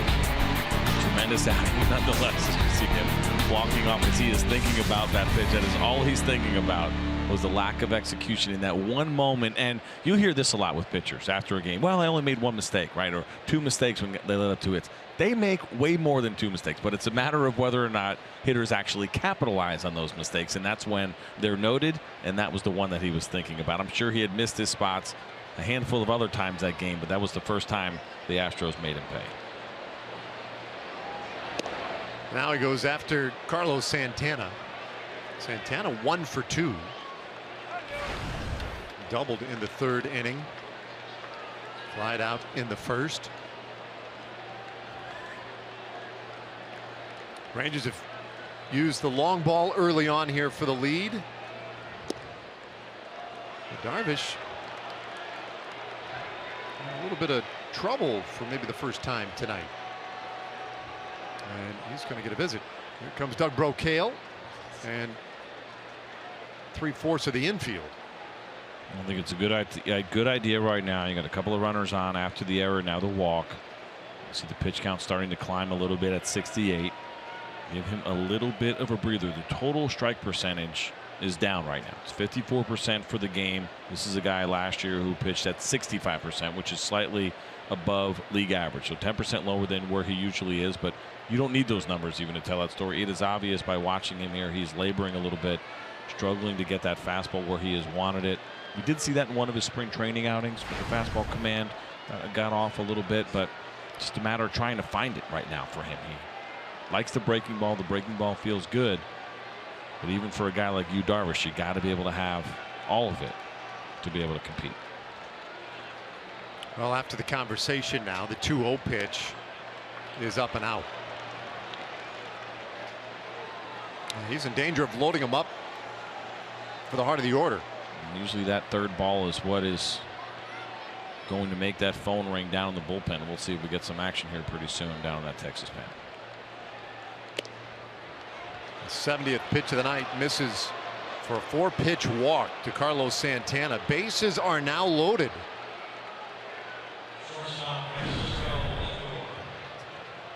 And it brings up Francisco Lindor, who has no official at bats yet. A walk and a sac fly for his first 2 plate appearances. And there's Tony Barnett.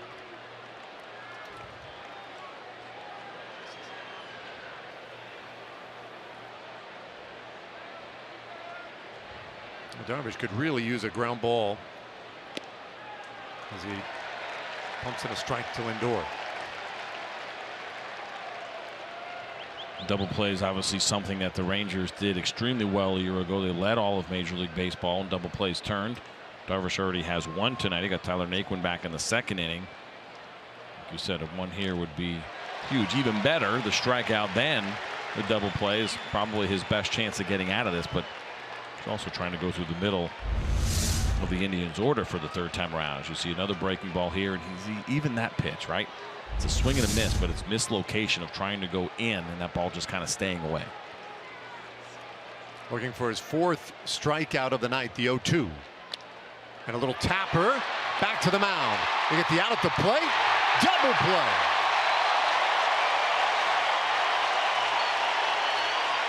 The 1-2-3.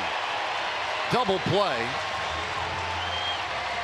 And you don't care how you get them sometimes, but that's as good as they come. You'll take him. It was very interesting to watch Jonathan Lucroy in the way that he set up. He's pretty much set up right down the middle, down, wanting you, Darvish, to stay close to a strike here, even though it was an 0-2 count.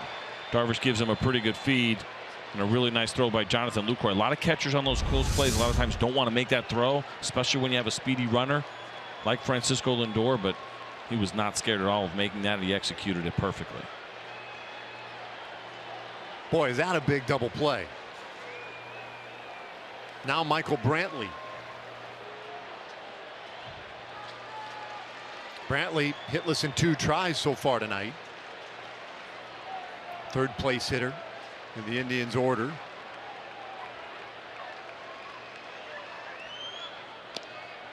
And Darvish starts him with a strike. I don't think anything would make Jeff Bannister and Doug Brocail happier right now than if you, Darvish, could finish off this inning. My guess is, based on the command, they'd probably be done with him at this point and maybe call it a night, but they really need him to dig down deep here with a couple of runners in scoring position. He'll step off.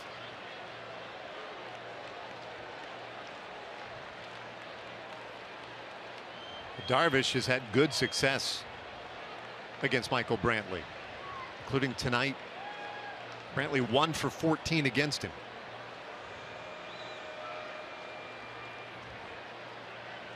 One strike offering. And it's 0-2. You see that cutter, that may be one of the better ones he has executed all night. We keep talking about how balls be left out over the plate. Watch Jonathan Lucroy's glove and watch this pitch. Beautifully done by you, Darvish.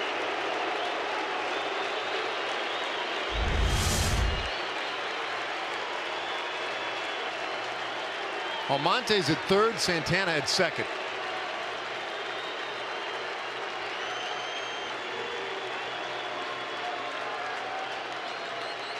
The 0-2 from Darvish. Great block. Lucroy keeps it in front. Well, this is the confidence that Jonathan Lucroy gives his pitchers in an 0-2 count, saying, go ahead, throw it down there. We're going to try to get this strikeout. Do not be afraid to bury that ball on an 0-2 count. I'll get in front of it. I'll block it. When it's the opposite, as a pitcher, you're very tentative about throwing that pitch.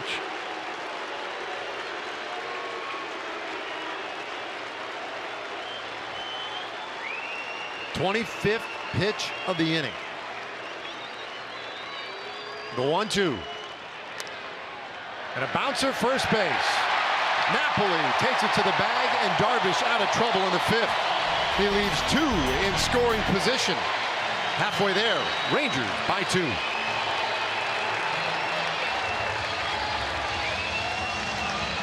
It's been about Rougned Odor and his home runs. 2 of them 4 RBIs for Rougned. Yu Darvish working around 5 walks in his 5 innings. Rangers lead by 2. We go to the bottom of the 5th inning. And if the Rangers can get somebody on base this inning, Odor would get to the plate. 0 for 2 so far tonight. You want to be a little careful here. You see the pitch count at 73 for Corey Kluber, so he's probably getting somewhat near the end, but in a really nice inning back in that 4th inning. You don't want him to get settled in and somehow be able to stretch this out to 2 more and make this a 6-inning outing, and just keeping the Rangers at those 5 runs. They'd certainly love to add on right here. Well, they send their 2, 3, and 4 hitters against Kluber. The heart of the order has done some damage. 0-2 on Shin-Soo Choo. Well, you look at where Kluber ranked in the American League last year 4th in ERA. He piled up the strikeouts again and held opposing hitters to that .216 average. Not tonight, though. Rangers have squared him up a little bit.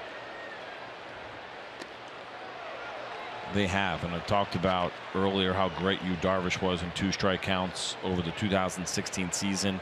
Corey Kluber was right there with him. He had a 121 batting average against on 2 strike counts. That was 4th best in Major League Baseball. I mean, just a paltry average once he gets guys down to 2 strikes. Well, he gets Chu looking to start the 5th inning. All right, let's go back to the studio. Another Chevy game break.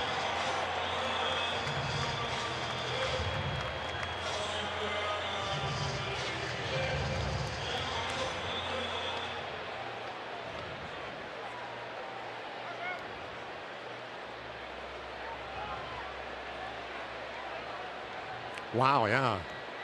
Thanks, John. He's pretty good. He's going to be all right when he gets a little older. Yeah, it's been incredible to see. Bryce Harper, I think, will be an interesting storyline this year. 2 years ago, had the monster season, MVP year. Last year, he kind of trailed off a little bit. He was walked a lot. People avoided him. I think he's trying to get back to where he was and prove that he could be that perennial MVP candidate. 1-1 now on Nomar Mazara. Kluber, this will be his 80th pitch of the night. He's had trouble with Mazara, who flares one to third, and it's caught by Diaz. What a nice play by Yandy Diaz, laying out to his left to steal a base hit from Mazara.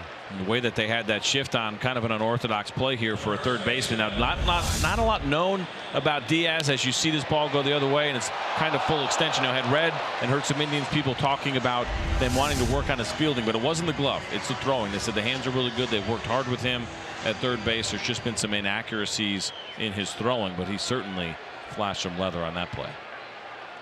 A young man who's been moved around a little bit in recent years as they try to find a place to use him, but now back to his position at third is the pitch to Mike Napoli, in there for a strike. Napoli 0 for 1 with a walk and a run scored.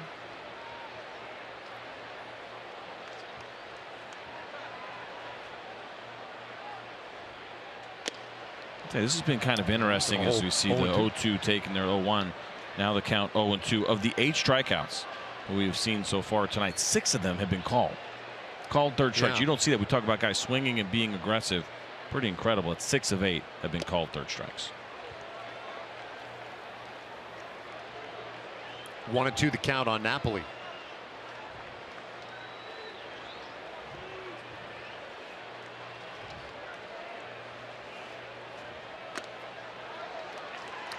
Good job of laying off that one. Our TXU Energy power player to watch tonight.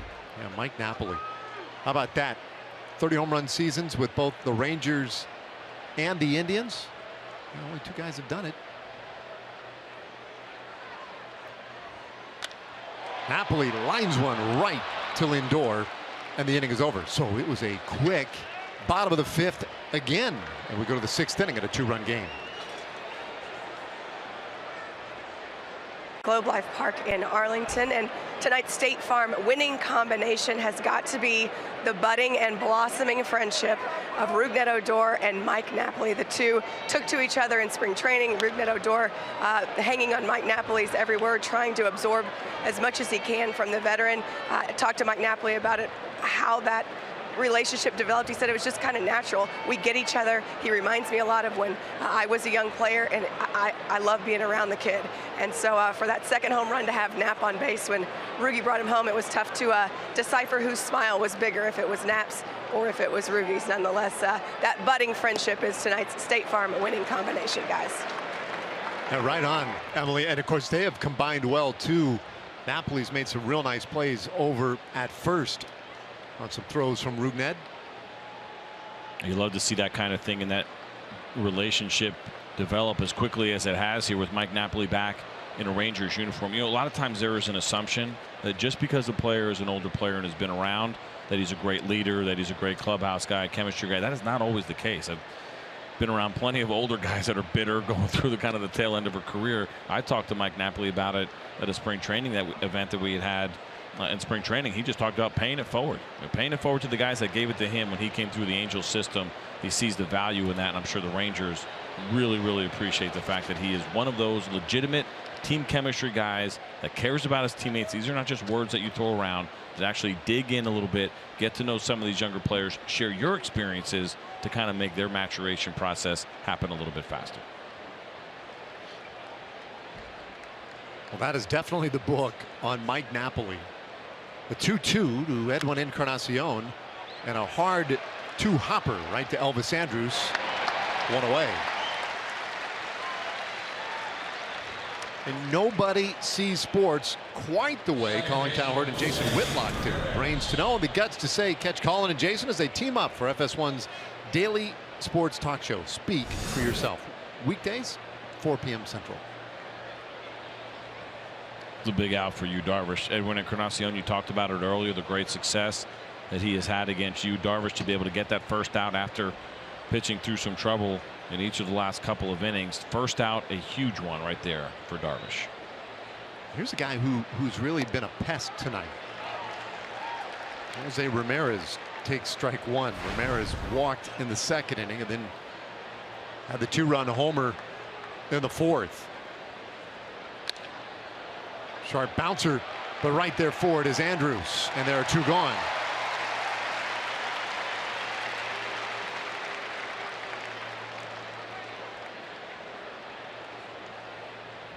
So interesting. Darvish comes out in this 6th inning and gets 2 tidy outs. That's perfect. Fans, make sure you head out to the ballpark this Saturday when the first 15,000 fans 14 and older will take home a TXU Energy Rangers lightweight jacket. Enjoy baseball in style as the Rangers take on the Oakland Athletics. Get your tickets for April 8th at TexasRangers.com, or do it the old-fashioned way by calling 972-RANGERS. What? Yeah, you can still call and get big league baseball tickets, Dave. We're not completely done with that. It looks like a lot of people did tonight. Hey, How look, about there's that? Carlos Gomez's baseball. Incoming. What a night. Opening night here at Globe Life Park. 1 strike pitch to Yan Gomes. And leaving it up. Gomes is popped up, flied out.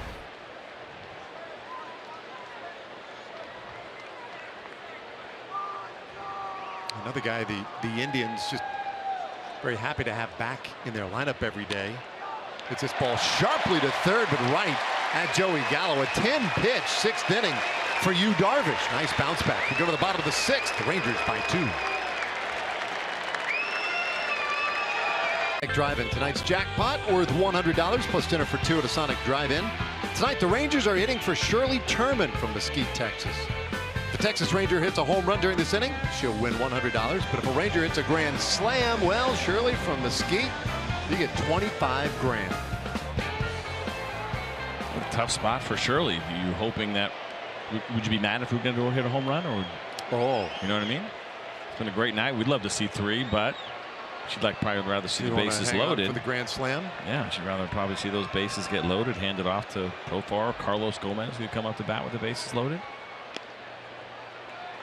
Kluber goes upstairs to Odor for ball 1.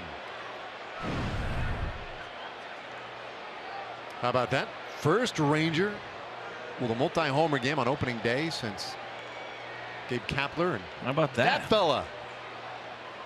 About this, 2 former teammates, but not only that, but also 2 former broadcast teammates. Gabe Kapler and I worked together for a long time in FS1. I'll now consider Pudge a broadcast partner. He asked me a couple of questions today on the pregame show, so we are now linked together. But that is incredible and great company for Odor.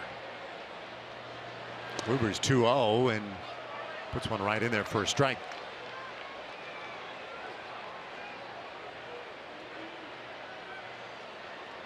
Well, Odor came in with that helmet nice and dirty. And he has put in a workmanlike effort tonight. The 2-1. He was thinking number 3 right there. Yes, he was, and that's all right. I think in the situation that he is in, and as comfortable as he is against Corey Kluber. Remember now, he hit the high cutter that was over the plate a little bit more. Then he went out and hooked a pitch that was away. We'll see if Corey Kluber tries to do something different here with 2 strikes. He's settled down a little bit since the last home run. Our AT&T high-speed replay. That's right, Rougned Odor. He's the feature. That's the first home run. That one came in the second inning. Got out of here in a hurry.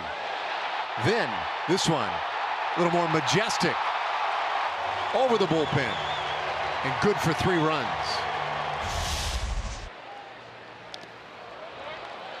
Count stays 2-2. And that's the breaking ball that Corey Kluber tried to use earlier, and that's the idea for him, is to go below the zone, below the knees in a 2-strike count. I mentioned earlier how good he has been over the course of the 2016 season, finishing guys with 2 strikes. If he gives Odor a chance here with something over the plate, we've already seen what has happened twice tonight. Kluber has retired 8 in a row. This is the 7th pitch of the at-bat. And Odor spoils it as well. So in addition to the 2 long balls, now, possibly delivering a bit of a knockout blow to Kluber in this 6th inning. And how about that? Second Juan Gonzalez sighting, second Ruben Sierra sighting today, and some of these incredible numbers being put up. Full count. Ruben Sierra was a treat. With him for a little while, and long gone as well. He really put it on the map. All this talk about guys watching home runs. Yeah. He was one of the best.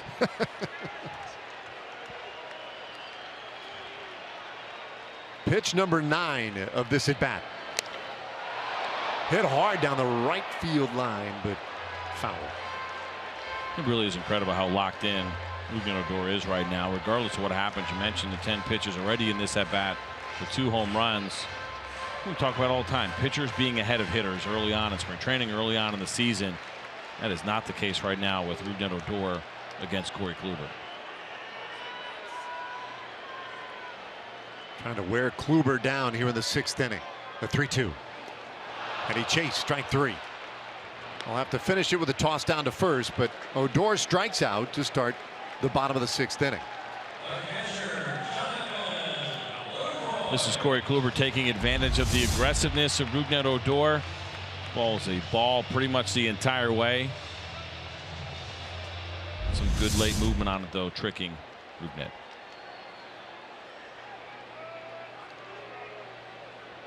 He had to work for that one though. Kluber now at 95 pitches. We'll deal with Jonathan Lucroy. Turns him away from the plate with ball 1. Here you go, inning by inning for Kluber. Interestingly, really things had gotten better in the 4th and 5th innings, but Odor just about matched those innings himself. Chopper short, playable Lindor, and there are 2 away. You think about all that trouble and you go back to the Rougned Odor home run in the 3rd inning. Corey Kluber has sat down 9 straight since then. There have been no problems, and he has gotten locked in, and you are going to have those starts. 10 straight now since the home run in the 3rd inning. But that's what you're going to go through sometimes, with some of these guys. Good aces, they don't let games get away from them. A lesser pitcher, that turns into a 3 or a 4 inning outing, and you're out of the game with 6 or 7 runs. But Corey Kluber has been there and done that. He's really settled down and has been locked in as you look at Dan Otero warming up down in that Cleveland Indians bullpen. Dan Otero. Looks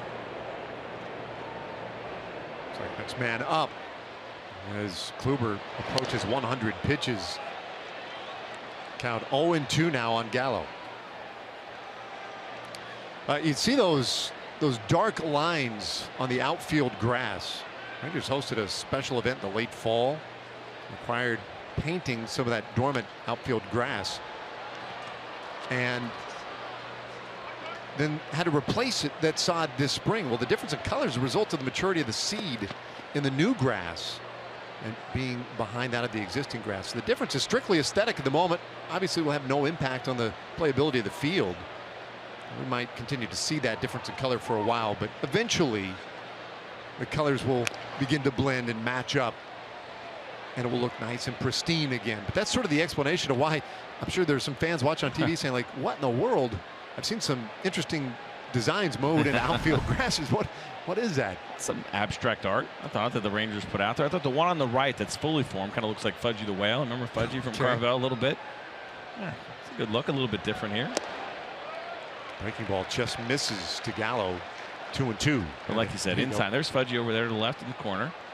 Good ice cream piece, but the rest of it, yeah, just some lines. It'll be gone in no time. The grass is perfectly fine. Like you mentioned, just from a little bit of an event they had here in the fall and trying to play catch up on some of the grass they died. Gallo doing some work here, checking the bat now to make sure he didn't crack it on that last foul ball.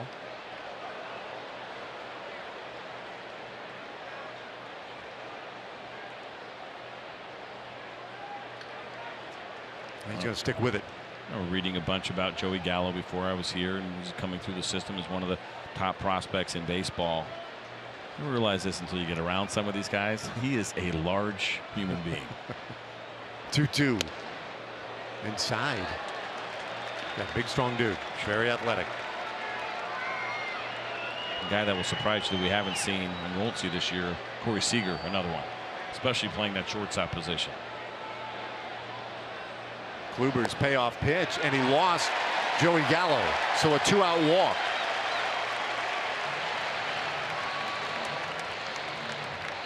That's a really nice walk from Joey Gallo. Not to make a bigger deal out of a 2-out walk, but we know this about him. There's swing and miss in his game, still working on the discipline, not trying to chase pitches out of the zone. So Corey Kluber breaking ball. He has a good one on a 3-2 count where he's probably thinking, Joey Gallo's thinking fastball right now, hunting fastball. If I spin something, I'll spin him into the ground. But instead, Joey Gallo does a nice job of picking up on that spin and letting that pitch go by.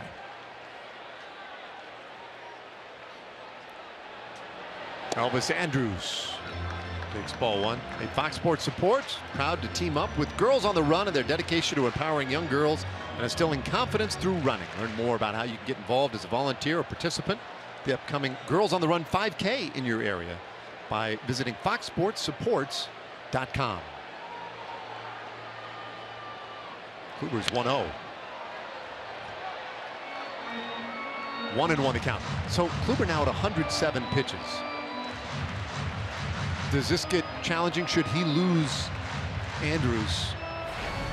And you're Terry Francona. There are 2 out in the inning, but would that be curtains? It would be for me. The switch hitter and Profar coming up next. Otero's a righty, so it's not necessarily any kind of righty-lefty matchup necessarily that you would be looking at this point. It's just strictly a matter of pitch count and pushing your race too hard first time out. Gallo running. The pitch gets away, and he'll have a steal of second base.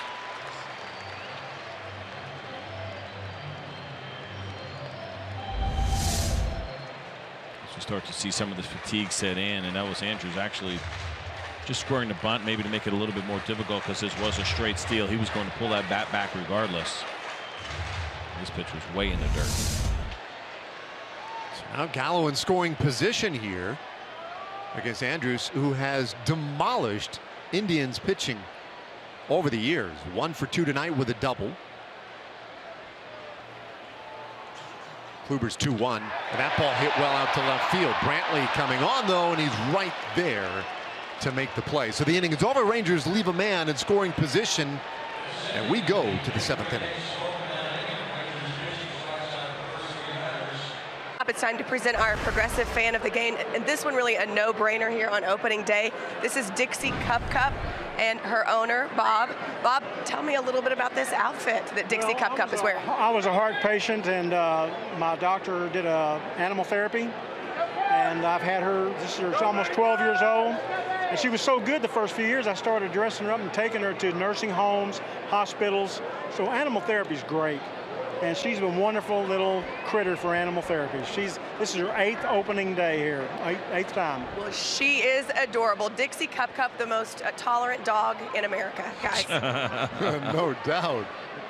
That is awesome.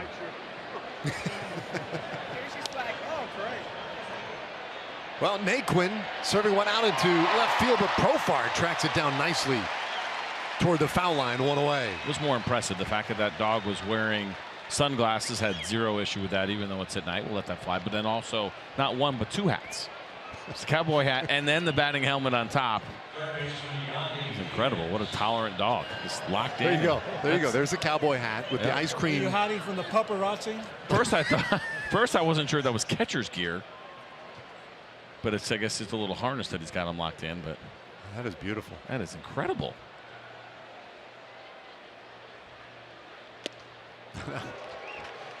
Yonder Diaz, who is 0 for 2.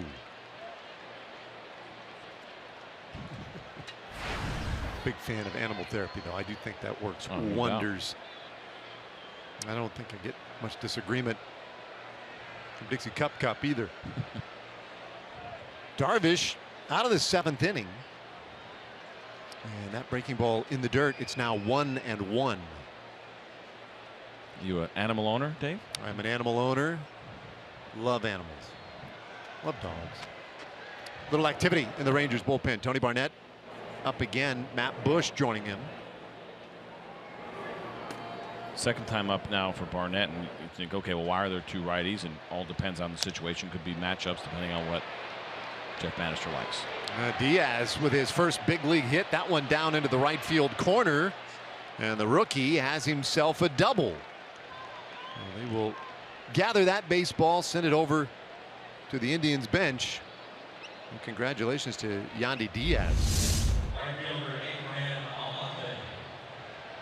Does a really nice job of taking this ball the other way. I keep talking about how the Indians are really high on his bat. Talk about the mature approach.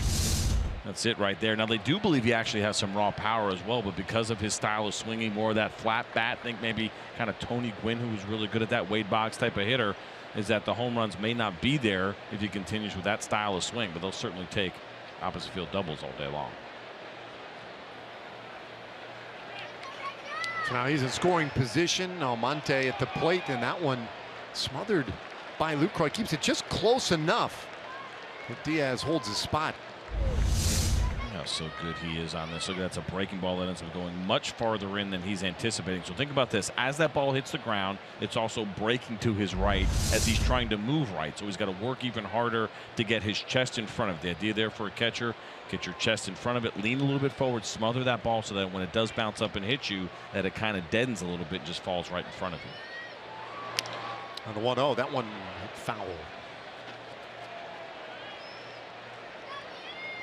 Yeah, I think if Diaz got a little better read out at second base, he might have taken off. I don't think he was confident how far away that one was going to get from Lucroy. It might have been really Lucroy's reputation as much as anything that kept Diaz closer to second.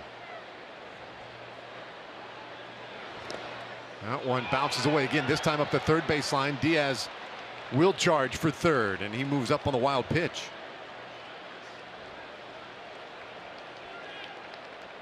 That one, Jonathan Lucroy looked like he tried to backhand a little bit and then did not know where the baseball was. You see him right there. He backhands it.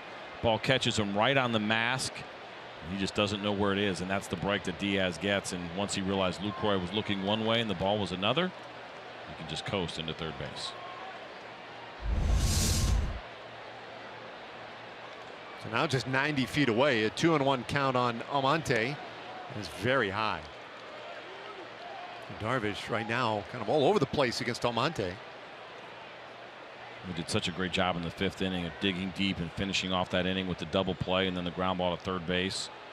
Came back in the 6th inning with a very smooth 1-2-3 inning, and you start to wonder here now a little bit on you, Darvish. He's running out of gas as that pitch count now 97. Yeah, that 6th inning was critical.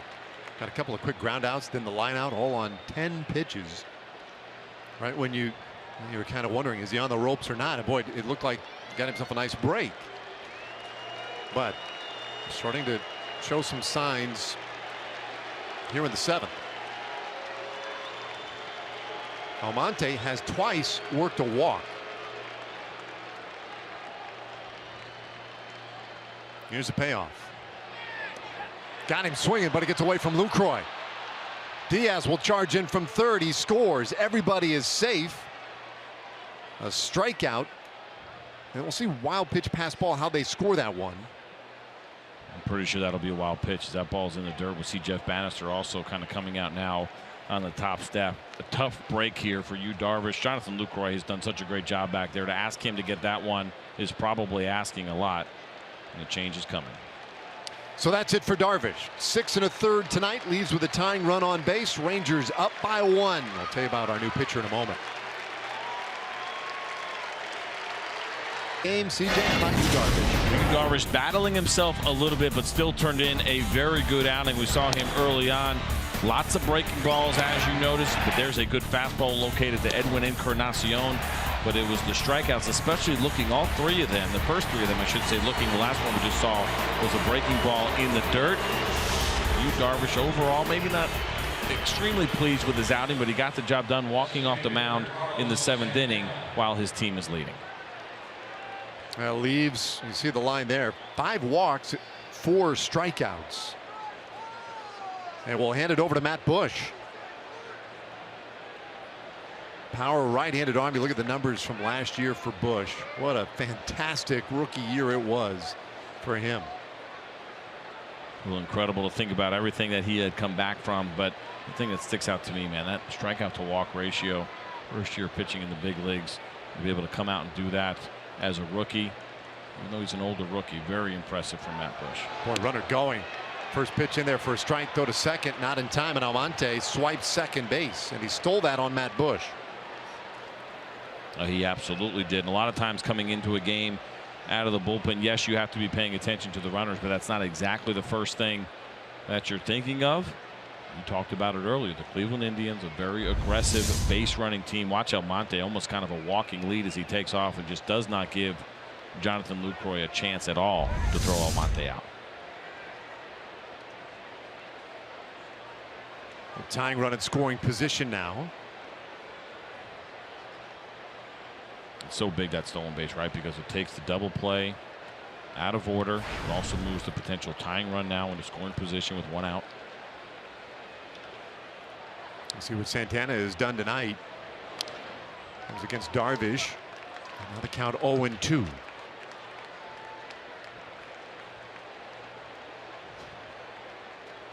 Santana, one of those guys, he used to be primarily a catcher. That switch hit ability, but really emerged as a guy whose bat was so potent, you wanted him in the lineup all the time. So now used largely as a DH. The 0-2 is low. I'll tell you this too, impressive the aggressiveness of that move by the Indians and Almonte. Matt Bush allowed just 1 stolen base last year. Opposing base runners were 1 for 1. That's it. I got to call. We mentioned it at the top of the broadcast, though.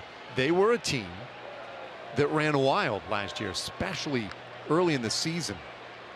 And they're not afraid to steal third in pretty much any situation. They will try and take those extra links as often as possible. Well, I think what they realized was that they did not believe that they had a strong offense on paper. We did a national game for them, I think it was late April, and talking to Terry Francona, and he flat out said, we're not going to score a lot of runs. Now, he ended up being wrong. That offense was better than expected because of guys like Mike Napoli and Jose Ramirez. But with that being the expectation, the thought is, well, then how do we manufacture runs? Well, we better be very good on the bases, not just the aggressive base stealing, but also taking the extra base.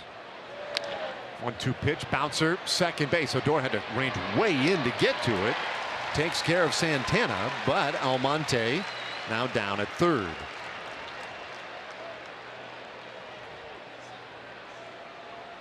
This is what the shift does to you, right? Whenever you have the second baseman playing so deep in the outfield, every once in a while he's got to kind of make that awkward play. And so you saw Rougned Odor almost kind of sprinting in. It's one thing when you're sprinting in when you're playing in regular depth, but for him to be that deep, he almost looks a little bit uncomfortable with his footwork. It's just not a traditional play by a second baseman, but does an excellent job of finishing it off. So 2 gone. And Lindor takes a curveball in the dirt. Take a look at how deep Rougned Odor is, which we've seen now. This has become standard as he's standing on Fudgy the Whale over there. But here comes the ground ball. Watch him run in. And it's not. Oh, it's kind of a weird play. You see him almost kind of trip a little bit as he tries to get his feet from under him. And yes, they do that sometimes, but they don't throw from that angle either. That's the other thing. Usually that play is happening a lot more shallow, and it's a different throw. 1-1 to Lindor. You see the Busch velocity up 97, 98 miles per hour with a fastball. Last year when he was called up, he trotted out a slider that we had not previously seen during spring training. It's become a big pitch for him. That one low. 2-1. Asked him a few days ago, you know, after 1 year in the big leagues, you get into that off season, are you working on anything, trying to come back and add anything to your game? And I loved his, he was so candid. He was like, well, no, I think what I had worked pretty well. 2-1. Fly ball center field. Gomez back, inning over. Tying run left at third base. And they stand and stretch today at Globe Life Park. And we'll let you listen in as we celebrate America with God Bless America.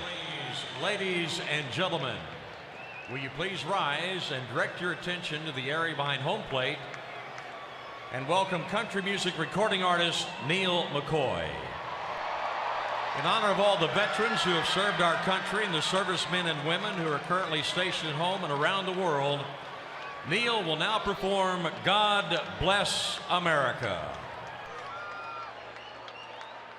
While the storm clouds gather far across the sea, let us swear allegiance to a land that's free.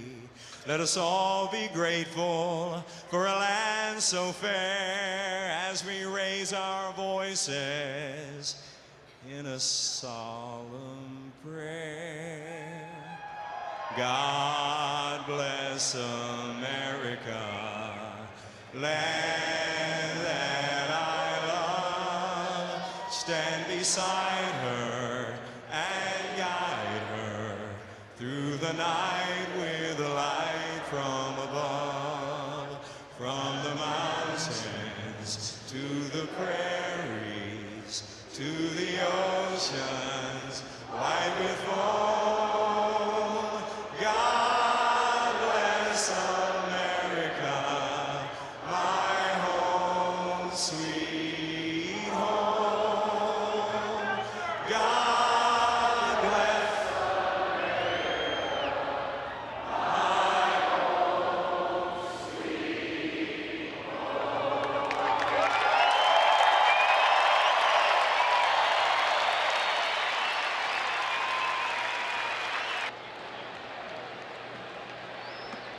2-1, the count on Profar. Hitless in 2 tries tonight. This is Profar's first opening day. He pounds it foul in the dirt. Not an easy thing to do in the case of Jurickson Profar, which is to acquire better than 3 years of major league service time, as he's 3 years and 124 days into his service time clock, and actually not be active on an opening day roster. That's not an easy trick to pull off. But of course, he's had the injuries, and during that injury time, he was still acquiring service in 2014 and 15. He waits on a 2-2 from Dan Otero. And he'll turn it down the first baseline. Edwin Encarnacion is there. 1 away, and we check in again with the studios on another Chevy game break. Carlos Gomez.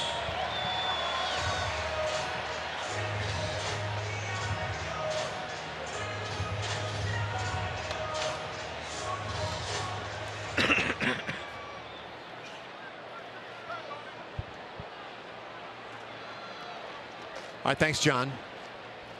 2-0 Astros in that one. Here the Rangers with a 1-run lead over the Cleveland Indians. Top of the order, Carlos Gomez swings at the first pitch, but missed it. Gets a right out to Tyler Naquin for the second out of the inning. Of course, that was the story last year for the Rangers. Incredible. The best record in the modern era in 1-run games. 36-11. Unthinkable. I mean, it had all the pundits and people baffled and how that could possibly be. Now Terry Francona making a move. Otero is done, and they go to the bullpen for Boone Logan. The board, and had a great pitching matchup tonight. How about tomorrow? Our pitching matchup presented by AT&T. Carlos Carrasco against Martin Perez, and that's another pretty good one tomorrow. It will be a good one. I think what will be interesting in the case of Martin Perez being a left-hander is what happens to the Cleveland Indian lineup. Right? We saw all those switch hitters in there today, plus 2 lefties.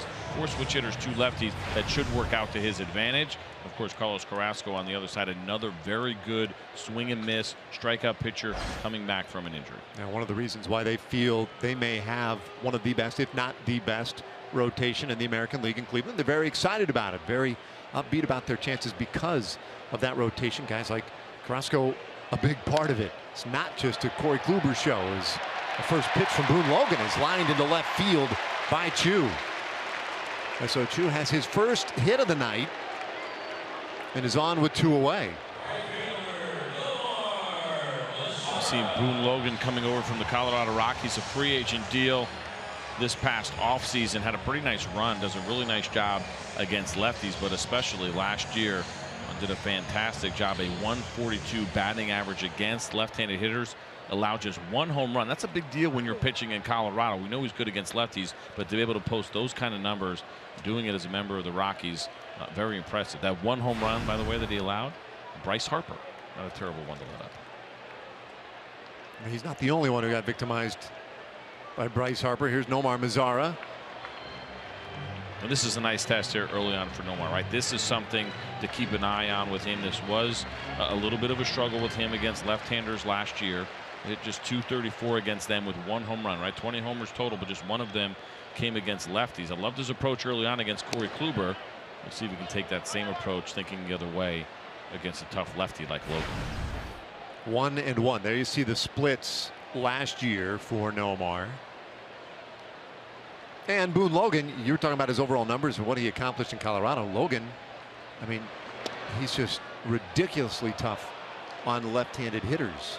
And he jumps ahead 1-2. That's his great value. Allowed lefties a 142 batting average against last year. 40 strikeouts, 9 walks when dealing to left-handed hitters. And to think, as good as he has been, he comes here to be the second lefty with Andrew Miller down in that bullpen. Is 1-2. And that'll square things up. Only T-Mobile lets you stream, post, and share all things Major League Baseball. With T-Mobile One, unlimited data means unlimited baseball. Which sounds pretty good. Opening night here in Arlington, and the Rangers, on the strength of 3 home runs, they lead 5-4 over the Cleveland Indians. Boone Logan, 3rd pitcher of the night for Cleveland. Corey Kluber went 6, but allowed 5 runs on 6 hits. Otero got the 2 men he faced, and now Logan. Logan, a Texan from San Antonio, where he attended O'Connor High School. 32 years old, and his 2-2 pitch in the dirt. You know, the real value of bringing in and being able to afford to bring in a guy like Boone Logan, which is a lefty on a 1-year deal for $6.5 million, is that you can bring in a guy who's very good and don't have to use him necessarily in the biggest situations, right? This is a situation where the Cleveland Indians are trailing, and they can go to a pretty good arm to try to keep them close late in the game, give them an opportunity to come back. It's an incredible luxury when you look at the depth of their bullpen. Chu will try to get a little head start. And there's a swing and a miss, strike 3. So Logan ultimately gets the strikeout to end the inning and put out the fire in the 7th. We go to the 8th inning. It's a 1-run game. 0 for the Indians. Tonight's Cold Hard Facts brought to you by Clean Crisp Coors Light. How about these best records against 500 or better teams? Last year, the Rangers 60-31. The only 2 teams in history that did better, the 1910 A's and the 01 Mariners. So 01 Mariners won like 116 games, right? That's right. So it didn't matter who they played. It really was incredible to think about the 2 things that we just showed there with the Rangers. First of all, the record above teams with a 500 record, how great they did against those opponents, but then also the one-run games. I mean, everything was just going really well. Jeff Bannister was pushing all the right buttons, and this team was coming up big in big situations, close games against strong opponents. That led ultimately to 95 wins, most in the American League, and it was the first time in Rangers franchise history that they led the American League in wins. He's had a good run. Without a doubt. It's only been 2 years in, and Jeff Bannister has certainly established himself as one of the better managers, one of the top managers right now in baseball. He was Manager of the Year in 2015. Last year finished second in Manager of the Year voting to the guy across the diamond from him.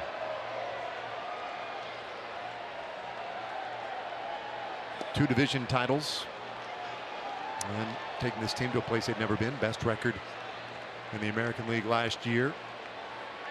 And it looks like he's got a pretty good crew put together this year.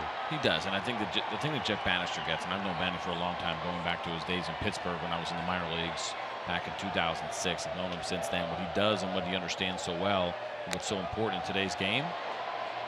Brantley deep fly to center field. One away.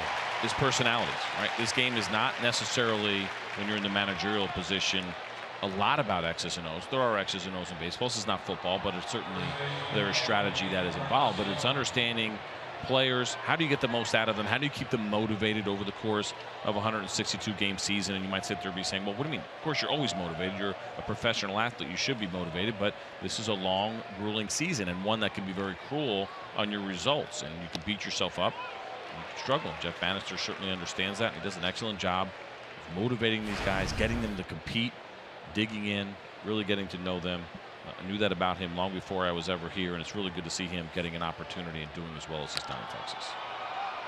Bush got in there with a breaking ball for strike one. Encarnacion fouls off strike two. Hey, every weekday morning, Skip Bayless and Shannon Sharp go head-to-head on the day's hottest sports topics. Undisputed with Skip and Shannon, weekdays from 8:30 to 11 a.m. Central, only on FS1.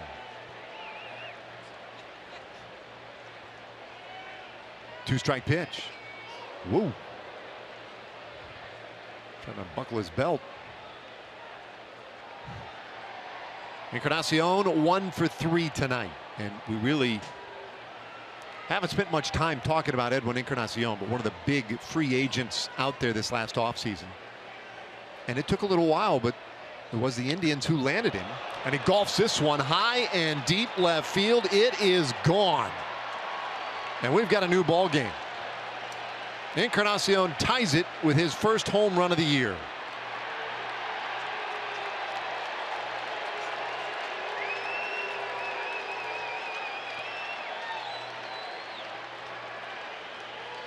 Well, that's why the Indians were aggressive in going after him. And we saw Matt Bush, the pitch before this on the 0-2, go high and tight. Now look at Jonathan Lucroy, where he wants this breaking ball. He wanted it buried, trying to go for the strikeout. It caught a little bit too much of the plate. When you're facing a guy like Edwin Encarnacion, that margin for error, unfortunately, is a lot smaller when you're going through the middle of the lineup. And Matt Bush wasn't a terrible pitch, but he didn't exactly get it where he wanted it. He left enough room there for Edwin, and he jumped all over it. So 5-5 ball game. Jose Ramirez watches that one just off the plate, 1-1. And that's the thing about setting up a hitter too, right? You throw that fastball hard and in, you move his feet, you get him off the plate. Edwin Encarnacion has been there, and he's done that. And he's probably almost sitting breaking ball in that situation, expecting one to come, because it's a good way to pitch power right-handed hitters. But he's seen it a bunch. There's a reason why he's gotten the contract that he has. And he did a good job. You got to tip your cap of hanging in there on that breaking ball.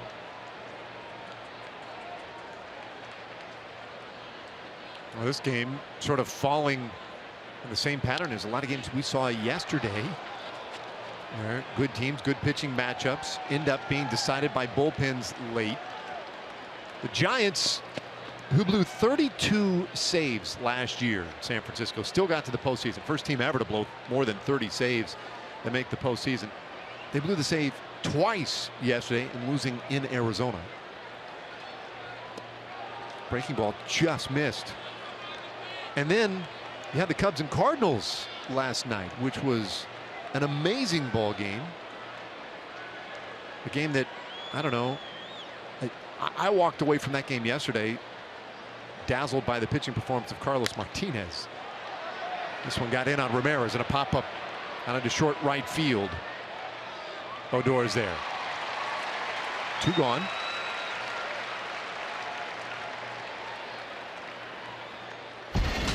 So yesterday, our opening day headlines. The Yankee situation. Tanaka did not pitch well. He didn't, and he absolutely dominated spring training. 0.38 ERA, up over, I think it was near 24 innings pitched. Everyone talking about the big year that he was poised to have. So he could potentially opt out of his contract if he wants. And he just laid an egg on opening day. He did not look good at all. Wasn't generating the swings and misses like we're used to seeing from him. But a lot of exciting things happening. See the walk-off there with the Arizona Diamondbacks. Torey Lovullo getting his first win as a major league manager. Congratulations to him. Madison Bumgarner 2 home runs, though, were still my favorite thing. I mean, it's just, I don't care if you're a pitcher or not, to watch him. Not only that, he started off the game retiring the first 16 batters. He was just absolutely dominant on both sides of the ball.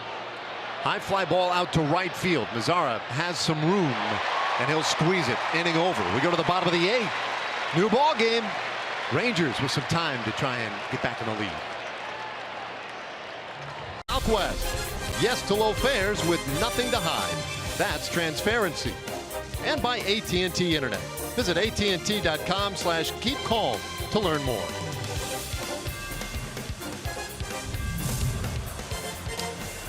All right, a 5-5 game. And so the bullpens take over from here.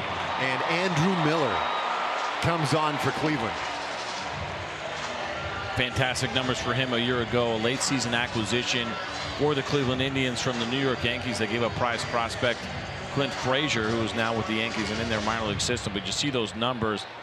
Are you joking? 123 strikeouts to 9 walks in 74 innings, which you'll see from Andrew Miller, 93 to 97 on the fastball. But it is the slider that he uses often, 60% of the time in that range, somewhere in there. And he had just a 170 batting average against that slider. But the usage, the most, the highest in Major League Baseball. And there's one right there. Well, he'll deal with Mike Napoli to start this 8th inning. And Rougned Odor and Jonathan Lucroy. A 5-5 game. Rangers did their scoring of the first 3 innings. And there's a strike, 1-1. Napoli walked, scored the run in that 3rd inning. He's also struck out and lined out. They play him straight up on the infield. Straight away, relatively deep in the outfield. 2-1. Well, you mentioned the deal for Andrew Miller, who became a superstar in the postseason too. He was a big deal. Terry Francona utilized him in so many different and very effective ways for the Indians. 2nd appearance for Cleveland last year. Once he came over in the trade, Francona brought him in the 6th inning. Have you heard this story? Oh, I saw it, buddy. I was watching baseball last year. They all met on the mound. Yep. And Jason Kipnis, who's injured right now, as they all met on the mound, he looked at Terry Francona. He's like, "Seriously? We traded our whole system for a 6th inning guy?" Yeah. Francona said, "Hey, listen, I got a plan. I got a plan." I took him all the way to the 10th inning of Game 7 of the World Series. He knew what he was doing. The 2-2, and Napoli stays alive. And Andrew Miller was incredibly unselfish throughout the entire process. A lot of times you'll get some relievers that should be closers, can be closers, and certainly Andrew Miller could be the closer on this ball club. But he's got his contract, right? He's in the middle of a 4-year deal. He's got 2 years remaining on it, including this one. And he said, "Whatever you want. I'll do whatever you want, whatever you need me to do." And ended up starting a conversation and saying, should you be using your best relievers earlier? Now, the 6th inning is an outlier. That is not something you're going to do very often, but it's certainly something you could do occasionally. Now he gets Napoli swinging for the first out of the 8th inning. A fan's choice 20-game plan is the most flexible way to enjoy the 2017 Rangers season. You choose the 20 games that work best for your schedule. Now, say you can't make it to one of the games, no big deal. The 20-game plan includes a flexible exchange policy. For all the details and benefits, go to TexasRangers.com/20-game plans.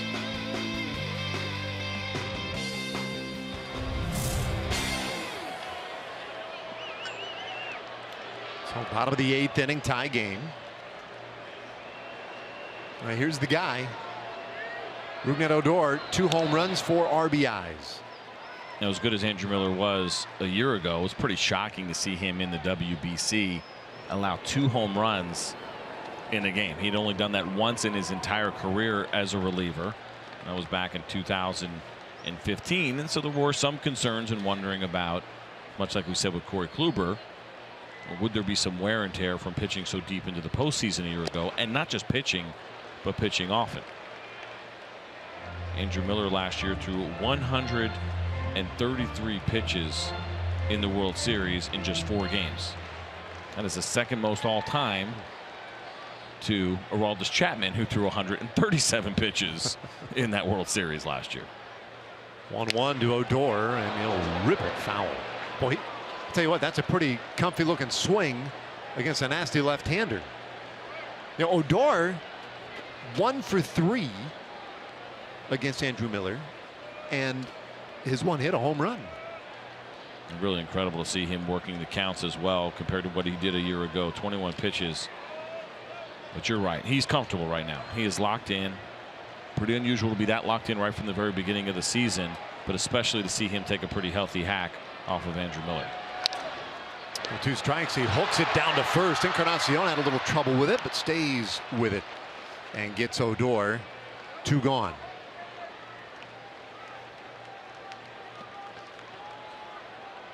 Andrew Miller really is the perfect story of struggling starter turned reliever, but then taking it to another level. And he had talked about this in the past. One of the keys for him when he went into the bullpen, he got rid of his changeup. The other thing that really worked for him was that he said, now I can just put my foot on the gas all the time. I'm not worried about trying to set guys up. I'm not trying to get deep in the game. He said having a chance to pitch every day, get on the mound 4 to 5 times a week has completely changed his career. It's allowed him to be a lot more consistent. He has been something else as a reliever because he really struggled mightily, bounced around with a couple of teams as a starter.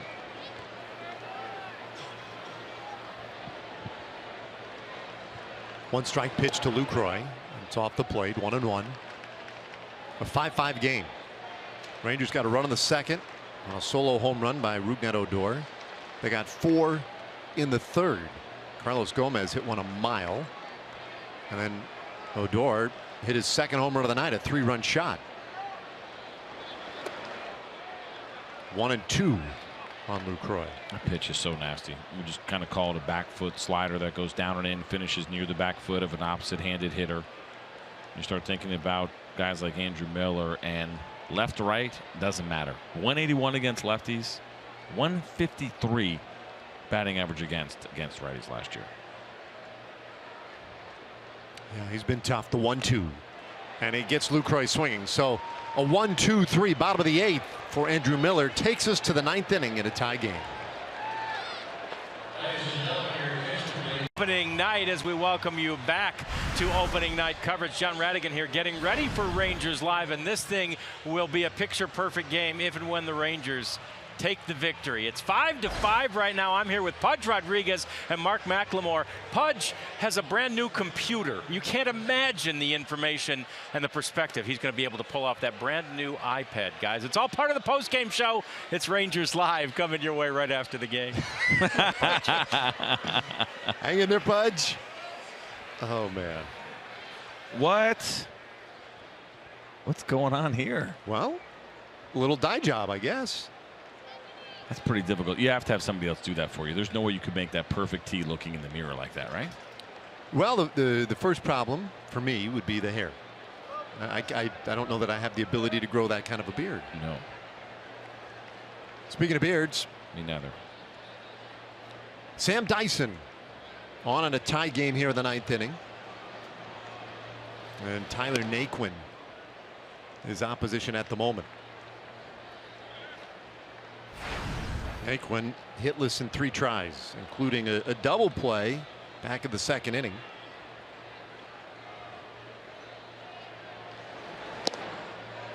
Yes, he did. 1-1.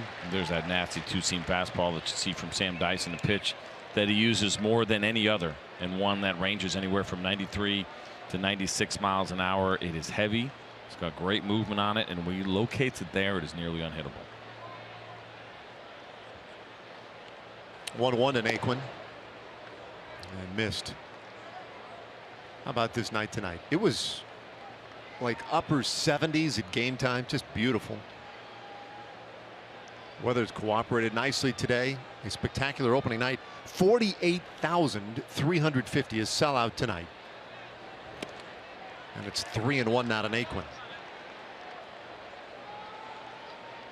Certainly Ranger fans have to be thrilled what they have seen so far from the offense.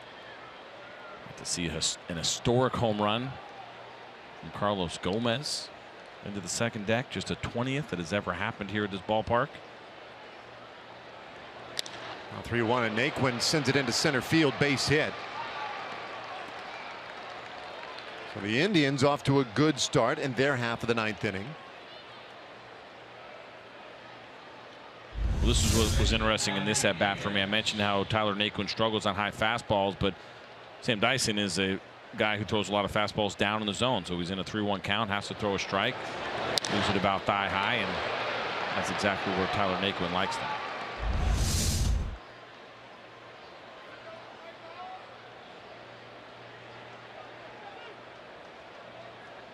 So now I have to keep an eye on him over at first. Yandy Diaz, the rookie, got his first big league hit tonight. And is pushed off the plate. Yeah, double in the seventh inning, his first hit, and that was a big double, led to the fourth run of the night for the Indians. Setting up the Encarnacion home run to tie it in the eighth, the 1-0.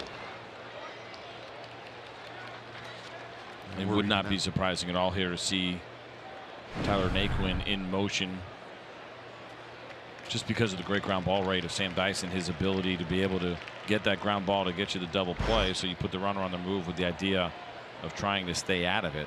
65% ground ball rate last year. 2 years ago, 69%. That was a big number. Corners in, middle infield, double play depth. 1-1, Tapper, third base. Gallo will go to first. So it takes the one out. Just not hit hard enough to get Naquin at second base. So that's a big runner out there in scoring position. MLB.TV Premium, back and better than ever. Watch every out-of-market regular season game live on over 400 supported devices. Plus, get a free subscription to @Bat Premium, the #1 app for live baseball. Blackout, other restrictions do apply. Go to MLB.TV for details. Pudge has got to have the MLB.TV Premium on that new iPad, right? There's no doubt. Got to have it. It's a must for every fan and broadcaster. Probably the first thing that you get when you are a first ballot Hall of Famer. They probably give it to you, a lifetime subscription. He certainly has earned it. Did you see the game yesterday? How about Javi Baez with the Cubs having a hard time seeing a ground ball because of the signage behind home plate, because it was the MLB at bat app sign that was too white. He completely missed the ground ball. You know, I don't know. Is there such thing as no bad PR, right? Right. Well, for MLB, that's what they say. 1-1 to Almonte. All right, a couple of guys. Shaw and Allen both throwing. So Indians preparing for whatever eventuality may come up in the ninth. Andrew Miller pitched a scoreless eighth inning. I think most likely Allen, if they take the lead, of course, who is the closer. Otherwise, I'm assuming since they have them both up, it would be Brian Shaw if the score stays tied.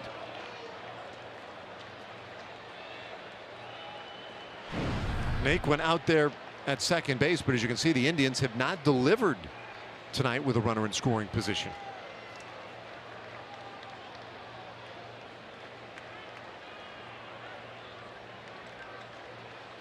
They've scored some somewhat unusual runs tonight, actually. This one sent into center field, a base hit around third base. Here comes Naquin. The throw will be cut off near the mound. RBI single by Almonte, and for the first time tonight, Cleveland leads. They're up by 1.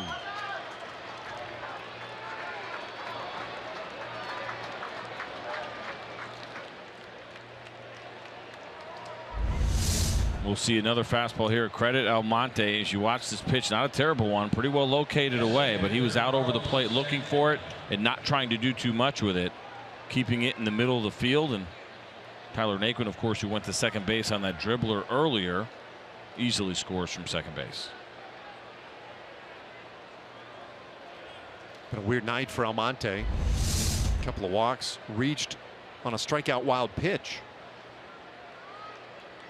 And then that hit right there, which has given the Indians a lead. One out, a man on. Top of the order now is Carlos Santana. Stands in left side.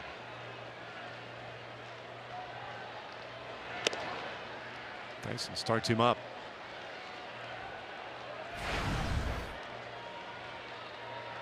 In the bottom of the ninth inning, it'll be the bottom third of the order for the Rangers. Gallo, Andrews, and Profar, the men do. 1-1 the count now on Santana, who has a double tonight. So let's see, the Indians' first run scored on that really bizarre play in the third inning, the sac fly double play that ended the inning, but the run scored before the force out at second base. Very unusual play. Runner going and the pitch fouled off by Santana.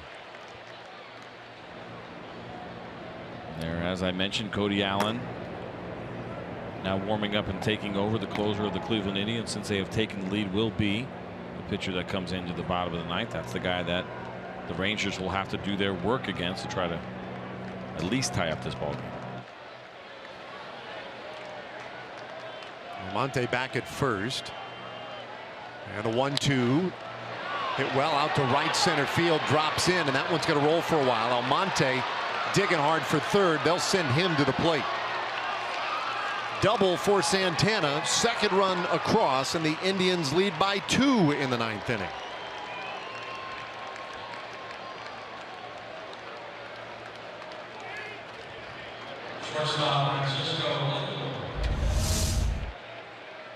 Well, look at Santana, another guy I think kind of leaning out over the plate a little bit, looking for something away. Sam Dyson is predominantly sinker and changeup. The ball runs away from left-handed hitters, and they know that, so they give up the inside third of the plate and they look for something middle away. And both him and Almonte got it and put together quality at bats against Sam Dyson here tonight. Doug Brocail now out there. A night of frustration. Rangers, you know, not only did they have that big lead early, but it looked like they had moments where perhaps they had the Indians on the ropes and could have knocked them out, but didn't get those big hits. And then credit Corey Kluber, who retired what, the like 13, 14 of the last 15 he faced. And Corey Kluber got locked in after having some trouble early on, especially when the Rangers were squaring him up pretty well. He got let off the hook in the first inning, right? It was the walk and then the caught stealing and then the double. Ended up getting no runs out of that first inning. Bouncer to second. Nice backhand play by Rougned Odor to retire Lindor. Santana now at third base with 2 out.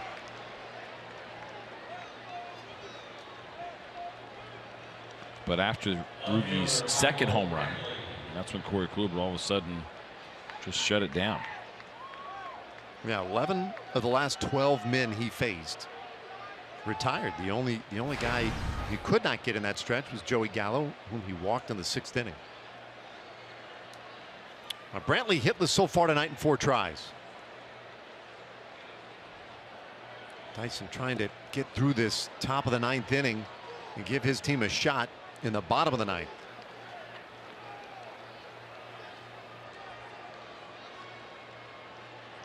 You keep an eye here also on Sam Dyson with the 18 pitches, first night out. Well, it's Claudio's getting ready. You know, Claudio gets ready because you don't want him to throw too many pitches. And you think about if there's a save situation tomorrow night, Sam Dyson's going to be right back in there, and so you don't want that pitch count to get too high.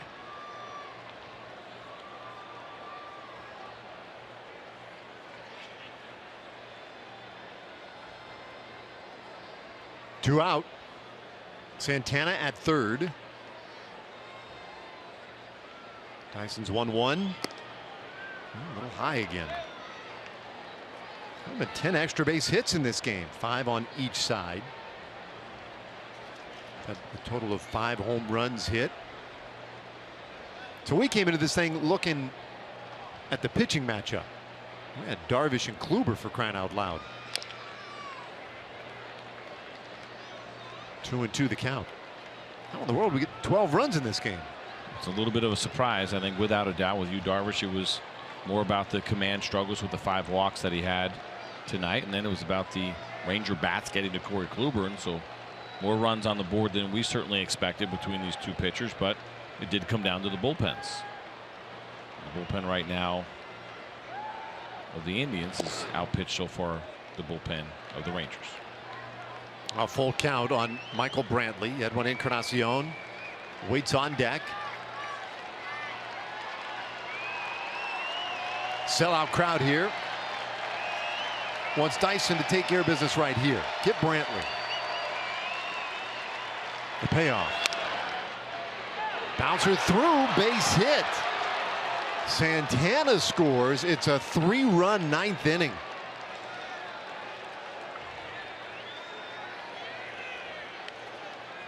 And that'll do it. Jeff Bannister out. Alex Claudio coming on, and we'll bring him in when we come back.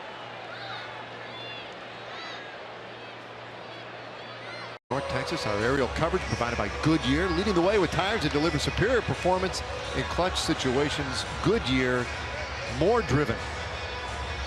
And they have provided some crystal clear, beautiful shots tonight from up above. But down here in the thick of things, Alex Claudio has come on to try and put an end to this 9th inning. 4-1 last year, a couple of holds. He was as valuable really as any reliever last year down the stretch. He did a fantastic job for this club, and you look at the numbers there, and the strikeouts don't wow you, but this is another guy that uses a 2-seam fastball predominantly, so that means ground balls, and it's not an overpowering fastball, but it doesn't have to be. Crushed left-handed hitters last year to just a 128 batting average, a fascinating number. Struggled a little bit against those righties, but killing the lefties is what he had done so well, and you'll see a lot of those 2-seam fastballs like I mentioned, and to those left-handed hitters to slider, to the righties they'll see the changeup. Of course, gets a very dangerous right-handed hitter to start in Edwin Encarnacion with the game-tying home run in the 8th.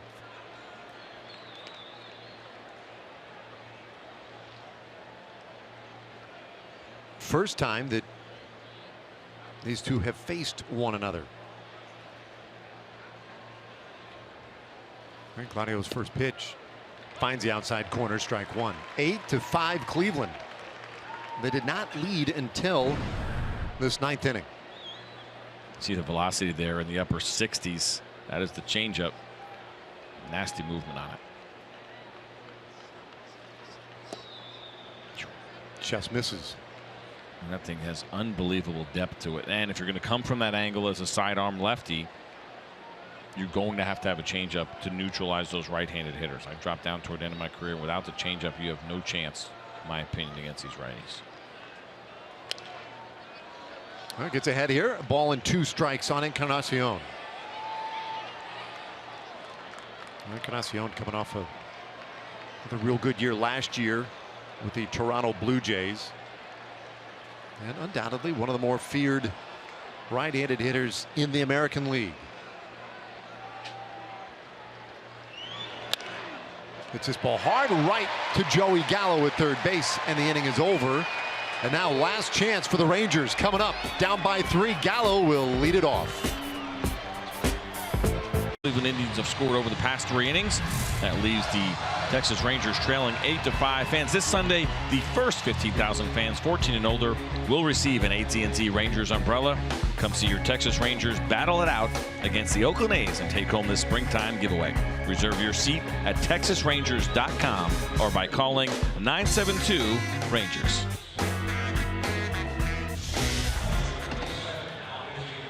All right, Cody Allen, the man the Rangers will have to deal with in this 9th inning.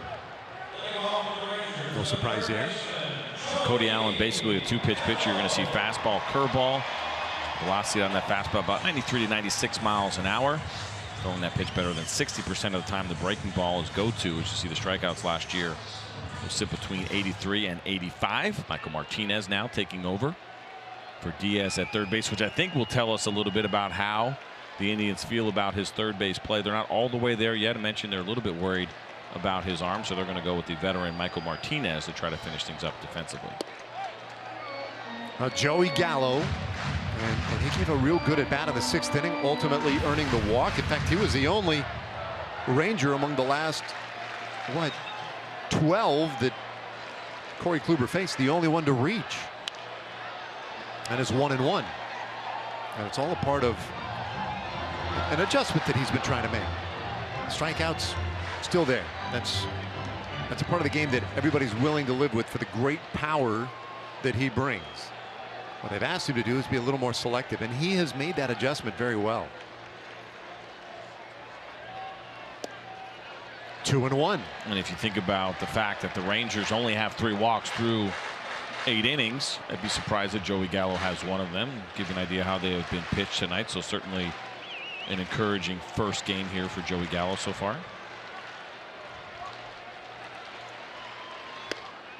Little tight. 3 balls and a strike. Well, listen, every great comeback starts with that leadoff walk as the rally caps are on. Gallo in a great spot here to start the 9th inning against Cody Allen. Went after it. Full count. And that's okay in that spot. 3-1 count. Joey Gallo, as much as we're talking about him working on walking, it's not why he's there. It's the big power that you want to see. And so if you're going to get a fastball that is belt high, even though that ball finished away, I want to see a young hitter going after it. Well, he earns an extra pitch. A couple different variations there. The rally cap, the sideways. They all work, right? The dolphin, maybe you call that one. But the one where you still get to see the logo. That's impressive. Yeah. Big shift on for Gallo, and he swings right through strike 3. 95-mile-per-hour fastball from Cody Allen, 1 away in the 9th. Cody Allen, once he got the 3-1, started elevating fastballs, and he got that one at 3-1 past Joey Gallo.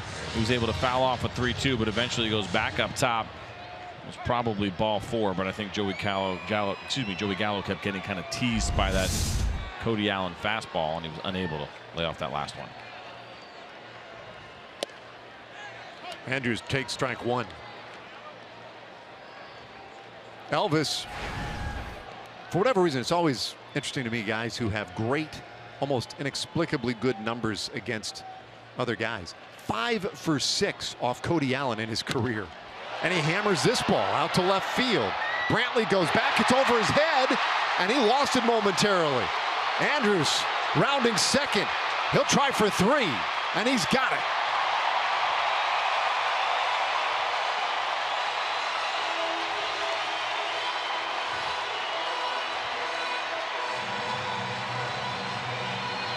Well, it's been one of those nights for Elvis Andrews, who has swung the bat well, a double and a triple, but also a couple of lineouts to left as well. And there are certain guys that you just get comfortable against. Cody Allen, as you mentioned, those numbers 5 for 6 coming in, bump it up to 6 for 7 now in his career against Cody Allen. There are just certain guys you get in the box, you get against them, you just see the ball well, and that is certainly now obviously one of the guys for Elvis Andrews. A great night for Elvis tonight. 2 for 4, a double, a triple. Now Profar. Jerkson, as you can see, 0 for 3. A great time to get his first hit of the game. Bottom of the 9th inning. Rangers down by 3.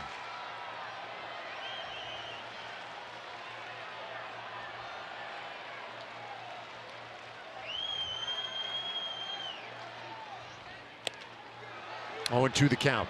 Cody Allen, the 5th pitcher of the night for the Indians.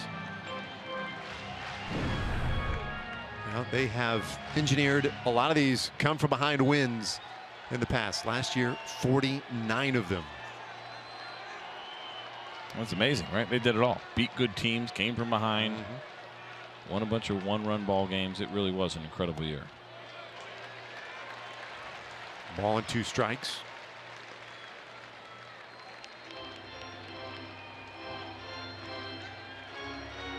Adrian Beltre on the 10-day disabled list. A little change this year in the disabled list. No longer a 15-day. And that one was retroactive to April 30th. Profar watches one of the dirt. Count 2-2. Yeah, not even close. It's hardly worth the appeal.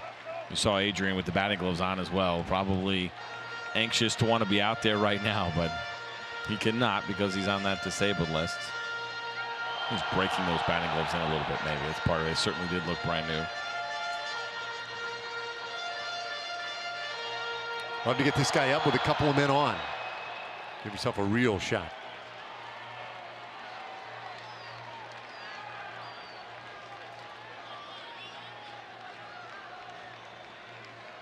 Profar battling with Cody Allen. 2-2. That ball hit well, but foul. Interesting to see Cody Allen with a runner on third and 1 out, throwing from the stretch. Excuse me, from the windup. Not a big fan of that for relievers. You always have to make your biggest pitches out of the stretch anyway. He's obviously more comfortable throwing out of the windup. But if this is a 1-run game, what you're allowing the runner at third base to do in the case here of Elvis Andrus is to get a really big jump.